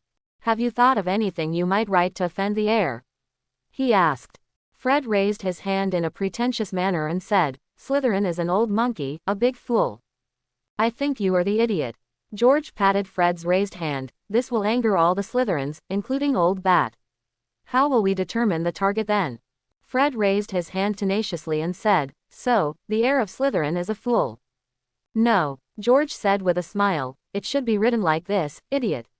The descendants of Slytherin are almost extinct, and the last madman of the Gaunt family is in Azkaban." "How do you know?" Fred looked at him in surprise. "Oh, Mom and Dad mentioned it when they were chatting. There is only one lunatic left in the Gaunt family who is imprisoned in Azkaban." George smiled proudly. Scott said to George, "It's good, but it's not enough. We should attack the other side with what they care about most." "What do you care about most?" George thought for a moment and his eyes lit up. "Bloodline. Guys who worship Slytherin must care about pure bloodline the most." Scott showed a weird smile and said slowly, "I think it should be written like this, shocked. The last lunatic of the Gunter family gave birth to an heir with the Dementors in Azkaban." Wow. Both George and Fred were shocked and looked at Scott with novel eyes. Their expressions were very sour. Scott nodded secretly, very satisfied with the essence he learned from the UC Shock department in his previous life. He took out another roll of wire and placed it on the table, picked up his wand and cast the simplest transfiguration spell on the wire. The wire twisted automatically and quickly formed a line of conjoined characters. Shock. The last madman of the Gaunt family gave birth to an heir with a Dementor in Azkaban. Scott looked at his work. Each letter was as big as a palm, and he nodded with satisfaction. Fred looked at this line of text with bright eyes and sighed exaggeratedly, "Oh. Scott, you are so vicious. Too bad. We actually lost this time." George touched the non-existent tears on his face. Scott stood up and said helplessly to the two guys who were busy playing tricks, "Hurry up, we have to take action. When we get out, I will be responsible for sticking this thing on the wall, and you will be responsible for keeping watch for me." "No problem." George and Fred also stood up immediately and saluted him nondescriptly. George picked up the Marauders map on the table, but his expression changed. "No. When did that old guy Filch show up there?" Fred leaned over. "He's motionless there. It seems he wants to stay there and catch the murderer for his cat." "Filch, it seems we can only wait." Scott sat back again and took out a few small mirrors from the deformed lizard skin bag on his waist. He told the twins, "Fortunately, we still have some preparations to make." "What is this, a mirror?" Fred picked up a mirror and looked at it, then looked at Scott in confusion. "This is for the cameras." Scott reached for the photo camera. "There's no way we're hiding around there and taking pictures. If we were discovered, the guy probably wouldn't come out." "What I just wanted to say." Fred said in confusion, "Why use a camera? Can't we just arrest that person?"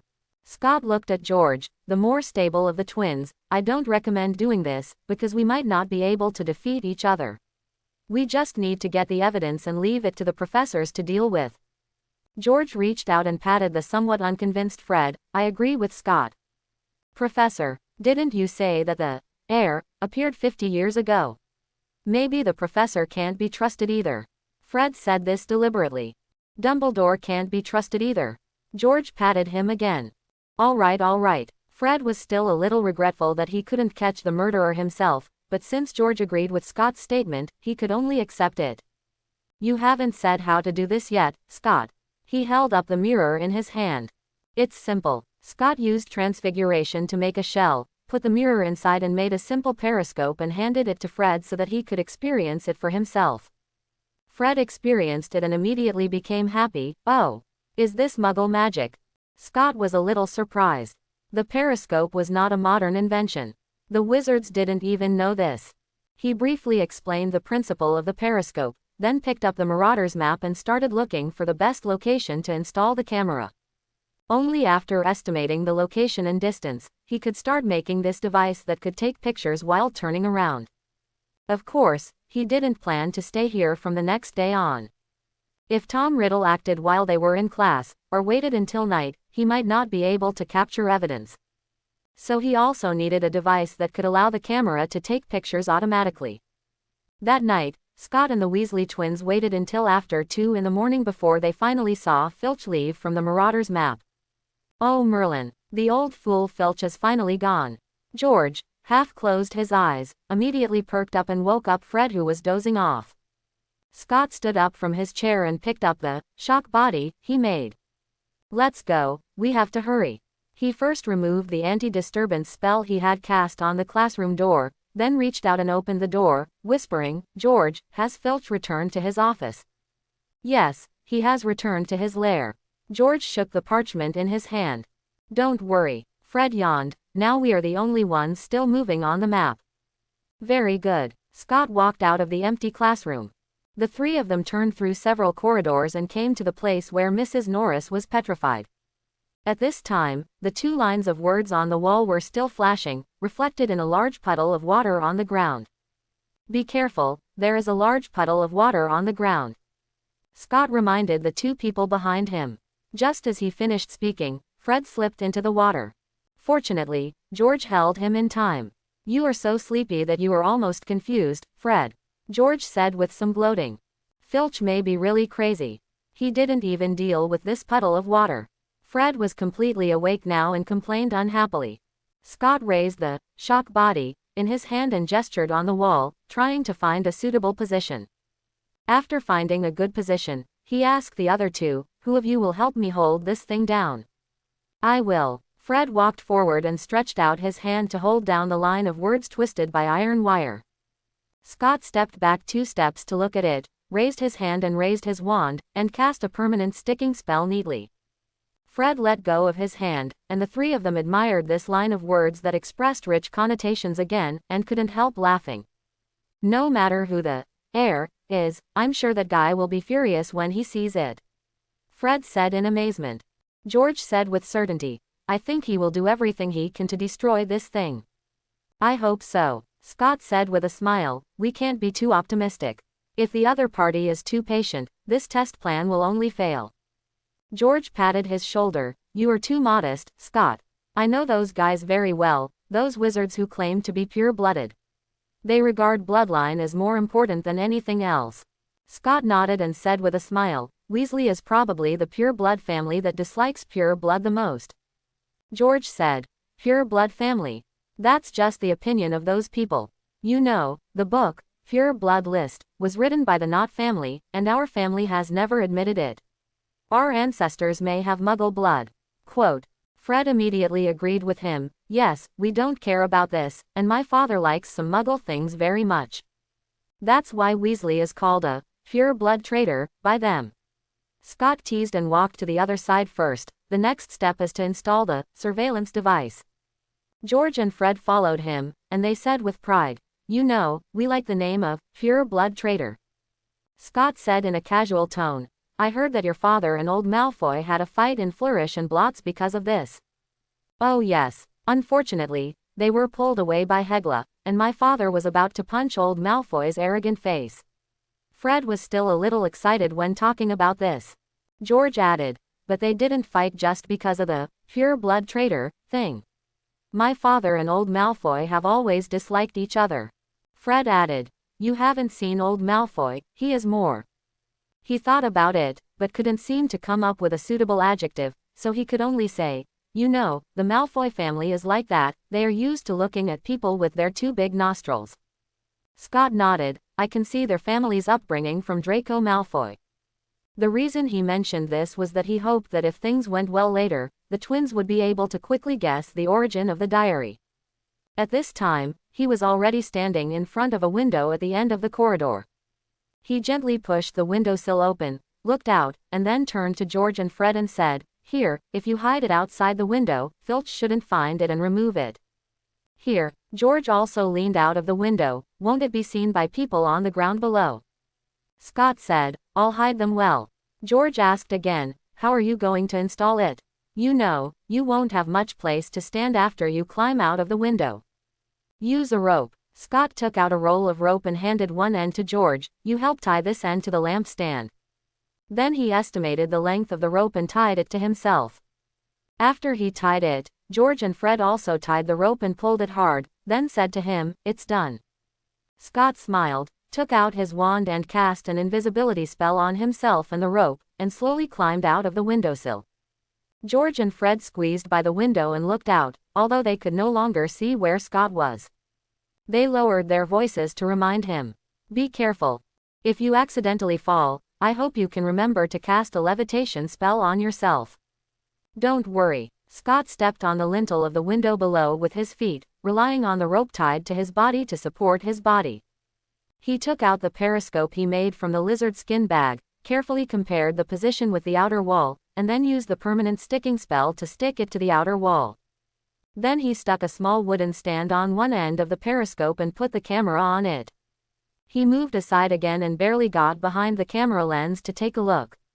Not bad. Fortunately, the magic lights in the corridor usually don't go out, and the content of the lens he needs is just near the light stand. Although it is still very dim, the photos that come out should still be barely visible. The next step is hiding. He took out a piece of wood again and stuck it to the wall, and then cast a transformation spell on the wood. The wood immediately turned into vines, and then grew green leaves, covering the periscope and camera. "Oh, well done." George and Fred watched the vines extend to the windowsill. "Finally, this is it." Scott took out a large box of film and 2 puppets and placed them on the wooden stand where the camera was. "That's it." He moved slowly and climbed back through the window. When he untied the rope, George and Fred were still lying on the window, craning their necks to look at the 2 puppets. "What is that?" "The puppets responsible for taking pictures. They don't seem to move." Scott untied the rope from the light stand again and explained, "They are guys like the chess pieces in wizard chess. They can do some simple actions according to instructions, but I plan to wait until tomorrow morning when the news spreads before secretly activating them." "Cool," George and Fred said in unison. Scott put away the rope and said to them, "Everything is ready, we can go back. As for the rest, it depends on whether anyone will destroy our message." Scott opened the door of the dormitory carefully, but unexpectedly heard the voices of his roommates talking. So he stopped walking quietly and walked in normally. "Scott, you're back." In the dark, Eddie's voice was inexplicably excited. "Good evening, you haven't slept yet." Scott closed the door and walked to his bed. He put his gloves on the table, took off his cloak and hung it on the coat rack. "What did you do, Scott?" Milton asked worriedly. Roger followed. Eddie pretended to know everything, but deliberately didn't say it. "Me, you will know it tomorrow morning." Scott quickly changed into pajamas and climbed into bed. "Tell me about you guys, is there anything that I don't know about?" "You are still discussing it." "Oh, that's right," Roger said excitedly. "Of course you don't know, a strange incident happened in the classical music club." Scott asked in surprise. "Classical music club? Milton?" Roger said again. "No, not just Milton, in fact I was there when it happened." "You?" Scott was even more surprised. He always thought that Roger and the classical music club should be 2 parallel lines that do not intersect each other. Fortunately, Eddie immediately sent him information. Roger's new girlfriend Caccini Strozzi is also a member of the classical music club. Today, he accompanied Miss Strozzi there after the dinner yesterday. Okay, Scott understood. He asked again. "So what happened in the classical music club?" "Organ sound," Milton said in a dreamy tone. "We heard the organ sound coming from somewhere." "So?" Scott was a little confused. Milton explained. "You should know, Scott. The organ is a very large instrument. Moreover, we have never seen such an instrument in Hogwarts." Scott understood their thoughts. "So you suspect that there is a secret room with an organ hidden near the classroom of the classical music club?" "That's right." Milton's tone was full of longing. "You didn't hear it. The song that sounded tonight was so beautiful. I wonder who was playing it. It might be a ghost musician who never appeared in front of us." Roger said helplessly at this time. Many people were scared at the time, and only Milton stayed there to appreciate the sound of the organ. Scott first endured it, but finally couldn't help saying to them, "Have you ever thought that it might just be someone using a clockwork phonograph?" But he didn't expect that Milton was not disappointed after hearing his words, but became more excited. "Is it the kind of Muggle technology that can save music and play it?" "Oh, I really want to try it.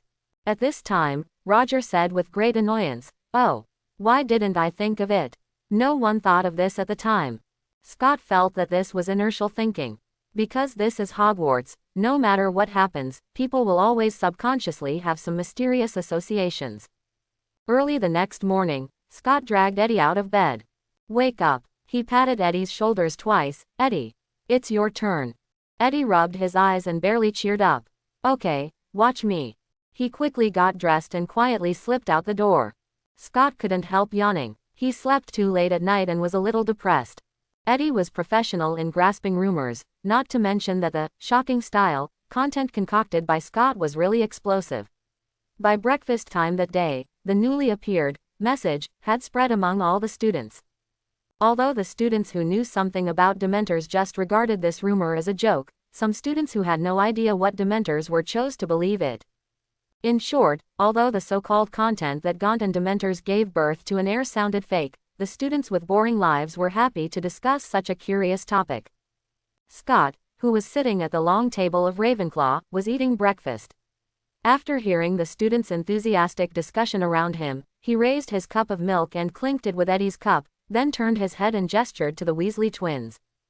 George and Fred, who were still a little dazed, also smiled and raised their cups. Before the first class, a large number of students began to gather in the corridor on the third floor. They all came to see the new messages with their own eyes. Scott followed the students of Ravenclaw here.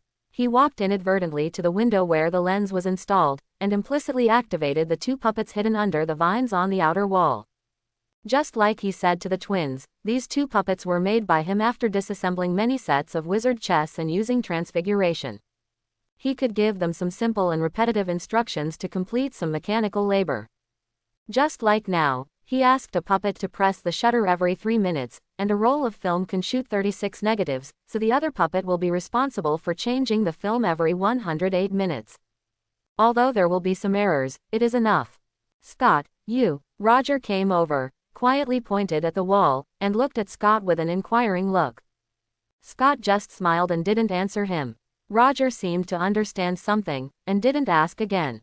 At this time, more and more students gathered around. The attitude of students in each college was different.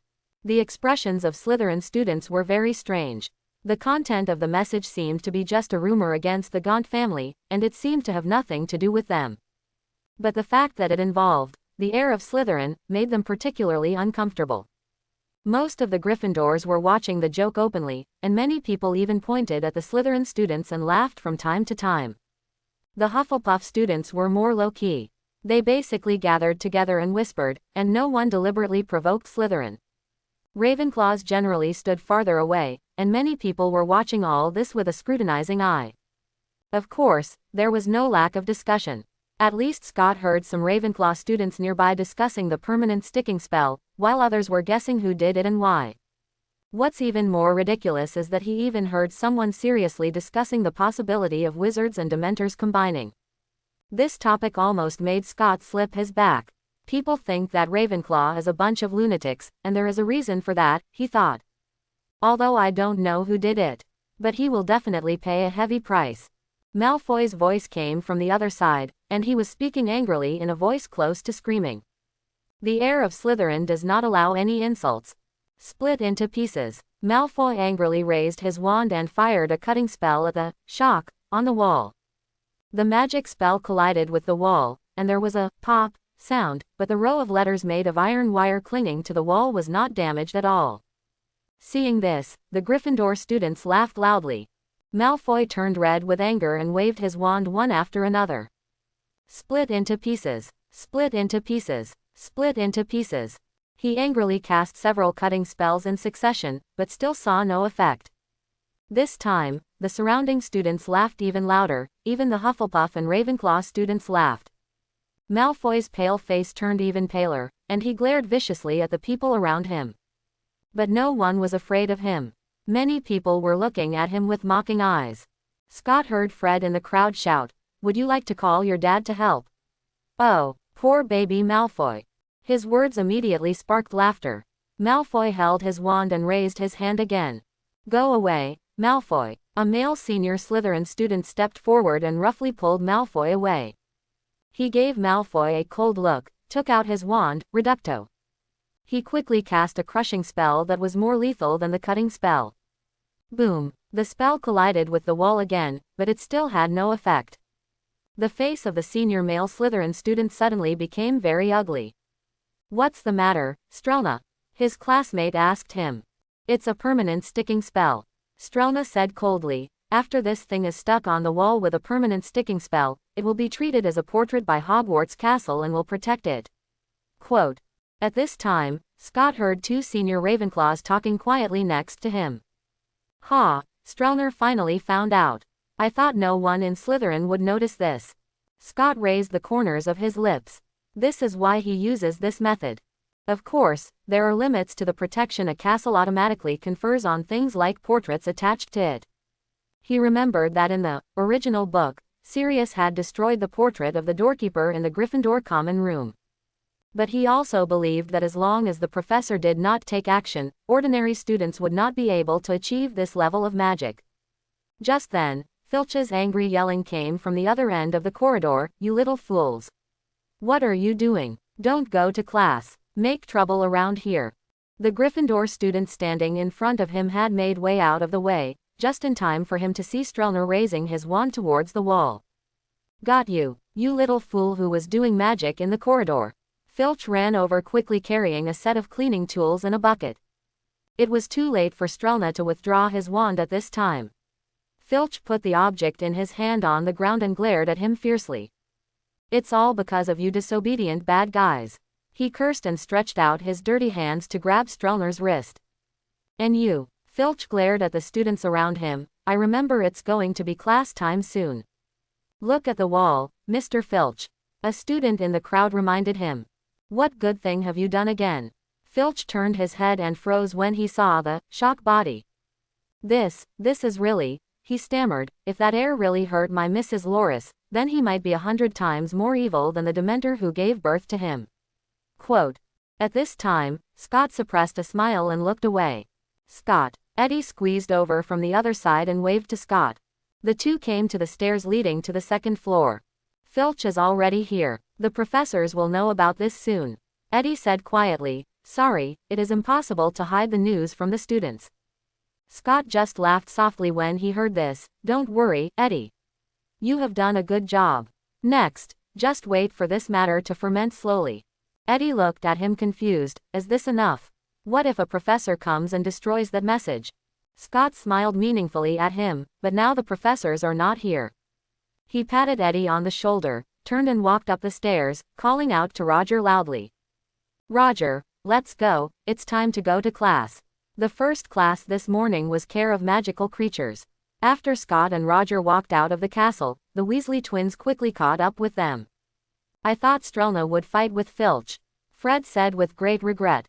Roger asked curiously. "Oh, after we left, Strelner and Filch had a conflict," George said. Filch wanted Strelner to join him in clearing the glowing letters on the walls, but Strelner refused and said he had to go to potions class. Filch didn't stop him, Fred said angrily. "Old Filch wouldn't be so lenient to the two of us." "Correct." George put his hand on Scott's shoulders and took him aside. Scott turned around and saw Fred putting his hand on Roger's shoulder to stop him from coming. "Scott, will our arrangement be destroyed by the professor?" George asked worriedly. "Don't worry," Scott whispered. "Since no professor came just now, it means they won't care about it." George didn't understand. "What do you mean?" Scott said in a joking tone. "Maybe Headmaster Dumbledore also wants to see if our bait can catch fish." "Are you kidding?" George showed an expression of disbelief. Scott lowered his voice. "Remember, a student was killed 50 years ago. Dumbledore was the school's transfiguration professor at the time. I think he should pay attention to the incident related to the rumor of the secret chamber. But if it was Dumbledore, he should be able to find out the person who did it quickly," George said with some entanglement. Maybe due to the influence of their family, George and Fred both believed that Dumbledore was omnipotent. Scott smiled. "Maybe, if our method works, it will also be an interesting thing for the headmaster." George immediately became proud. "If our method succeeds," he said with longing, "then we have helped Dumbledore. Oh, then Mom will never be able to criticize Fred and me again. Scott smiled but said nothing. He really didn't think that this matter could be hidden from the professors, especially Dumbledore. It was leaving words on the wall, and it was shocking, which caused too much sensation.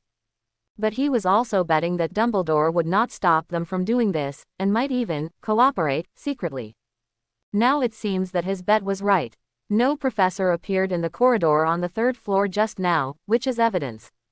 As for Scott's previous request that Eddie find a way to delay the time for professors to get the news when spreading the news, it was just a necessary step to hide himself. After all, he didn't want Dumbledore to know that he knew a little too much, and he was still betting on his reaction. The theme of this Care of Magical Creatures class is salamanders. On the teaching ground next to the Forbidden Forest, a bonfire made of piles of firewood and leaves was burning, and small bright red lizards were crawling around in the fire. Professor Kettleburn asked each group to gather around a bonfire and gave them a few small glass bottles. Salamanders are small lizards that live in flames. They usually feed on flames. As long as the flames are not extinguished, they will continue to live. Professor Kettleburn introduced the magical animal salamander to everyone. However, if the salamanders that leave the flames are fed with peppers regularly, they can live up to 6 hours. Scott and the others squatted by the fire. Is it sick? Fred took a stick and gently poked a salamander lying motionless in the fire. At this time, Professor Kettleburn clapped his hands to attract everyone's attention. Salamander blood has strong healing and recovery functions, and can also be used to make a variety of potions, the most famous of which is Enhancer. He said loudly. He picked up a glass bottle. Today's class, we have to learn how to take blood from these little guys. This will be the material you will use in your potions class. Why do we have to work for the old bat in the Care of Magical Creatures class? George complained to Scott and the others, very unhappy. Everyone come here. Professor Kettleburn squatted next to a bonfire. Watch my demonstration carefully. I must make sure that it will not cause serious harm. Although Professor Kettleburn only had one arm left, it did not seem to affect his movements. He was obviously very skilled in taking blood. After watching the professor's demonstration, Scott and the others also took action, imitating his movements to extract the blood from the salamander and put it into the glass bottle. Scott noticed that George and Fred exchanged a few glances, and then sighed in a pretentious manner. Oh, these little guys are so pitiful. We must save them. When the class was over, they took advantage of Professor Kettleburn's inattention and secretly hid a salamander in their pockets. On the way back to the castle, Scott asked the twins, "Where are you two going to keep this poor salamander? It can only live for 6 hours at most without fire." Fred patted his pocket lightly and said proudly, "Of course we will take good care of this little guy." George continued, "We will keep it in the fireplace in the common room and feed it with good Filipino fireworks." "Fireworks," Roger said with a smile. "I hope you won't burn the Gryffindor common room clean." "Of course. We are experienced troublemakers." Fred raised his head proudly. George also raised his head synchronously. "We will not stop making mistakes, but we will never make big mistakes." After lunch, Scott came to the empty classroom on the third floor alone. He sat at the old desk in front of the window, propped up his head with his hands and looked out the window. Not long after, the sound of flapping wings was heard, and a black raven flew in from the window. It flew to the old desk and put down the film in its claws. After a morning, there were already a lot of negatives for him to check. Scott checked the film and took out a few new roles for the raven to deliver. Then he closed the curtains, picked up the film and walked aside, and began to develop the film with the prepared tools. In order to make it easier for himself, he prepared the most convenient black and white film. On the film soaked in the developer, as the image slowly emerged, Scott began to carefully identify it. An hour later, he walked out of the empty classroom. The film shot in the morning did not have the image he wanted, but he also accidentally captured interesting pictures. Dumbledore stayed in that corridor for a short time. Only one film accurately captured his back standing in the corridor looking at the shocked body. Only one. After seeing this film, Scott suddenly felt that the 3-minute interval seemed a bit too long. If Ginny, who was controlled by Tom Riddle, could quickly destroy the message, then the camera would most likely miss that picture. Thinking of this, he came to the corridor again. He had seen from the picture on the film just now that Filch had been sitting in a chair almost all morning, staring at the passing students with suspicious eyes. He seemed to have not given up the idea of finding the murderer. Scott walked past him without stopping, and checked the integrity of the message, ignoring Filch's staring eyes. He did not stop at this place, but climbed up the stairs to the 4th floor. He quickly came to the window in the same position on the 4th floor, quickly stretched out his hand holding the wand from the window, and changed the instructions of the 2 puppets in the air, changing the frequency of pressing the shutter to once a minute. Although this consumed a lot of film, fortunately he prepared enough to be safe. He felt that he could estimate the time and let the Raven replenish it on time. On the way back to Ravenclaw Tower, Scott was stopped by the Savior, who came up to him when he passed the central courtyard. "Hello, Trollop." This boy who survived a disaster was still shy in front of Scott. "Can I talk to you?" he asked. "Yes, Potter." Scott nodded. "This way." The boy took Scott to the flower bed at the corner of the courtyard, where his 2 little friends were waiting. Scott took the initiative to say hello, Weasley and Granger. "Hello, Trollop." Granger eagerly began to speak without waiting for Weasley to speak. "Do you remember last time? You said that the sound Harry heard was the 8-eyed spider, but according to the book, Fantastic Beasts and Where to Find Them, the 8-eyed spider could not petrify Filch's cat." Just as Scott was about to speak, the girl continued to speak very fast. "Did you see it last night? The cat looked like it was dead. Dumbledore examined the cat and said that it was the result of extremely advanced dark magic." After Scott confirmed that the girl had finished speaking, he began to answer slowly, "Sorry, the 8-eyed spider is just my guess, Miss Granger. Because there are not many magical animals that can speak English. Now it seems that I guessed wrong." He turned to look at Potter. "Potter, so you got there first yesterday because you heard that strange noise again?" "Yes." Potter's expression was very helpless. "I came out of the basement where nearly headless Nick held a dinner party and ran to the 3rd floor chasing the voice. But Hermione and I didn't hear anything," Weasley said with an exaggerated expression. Scott nodded and asked again, "So have you ever explained this matter to Dumbledore?" Potter shook his head and said with some embarrassment, "I didn't tell him." He glanced at Weasley again and explained, "Ron told me that it's often not a good thing in the wizarding world to hear voices that others can't hear." Scott smiled. He didn't expect these 3 little wizards to come to him. Is it because he bumped into Potter hearing strange noises, so it doesn't matter? I hope everyone will support it and subscribe more.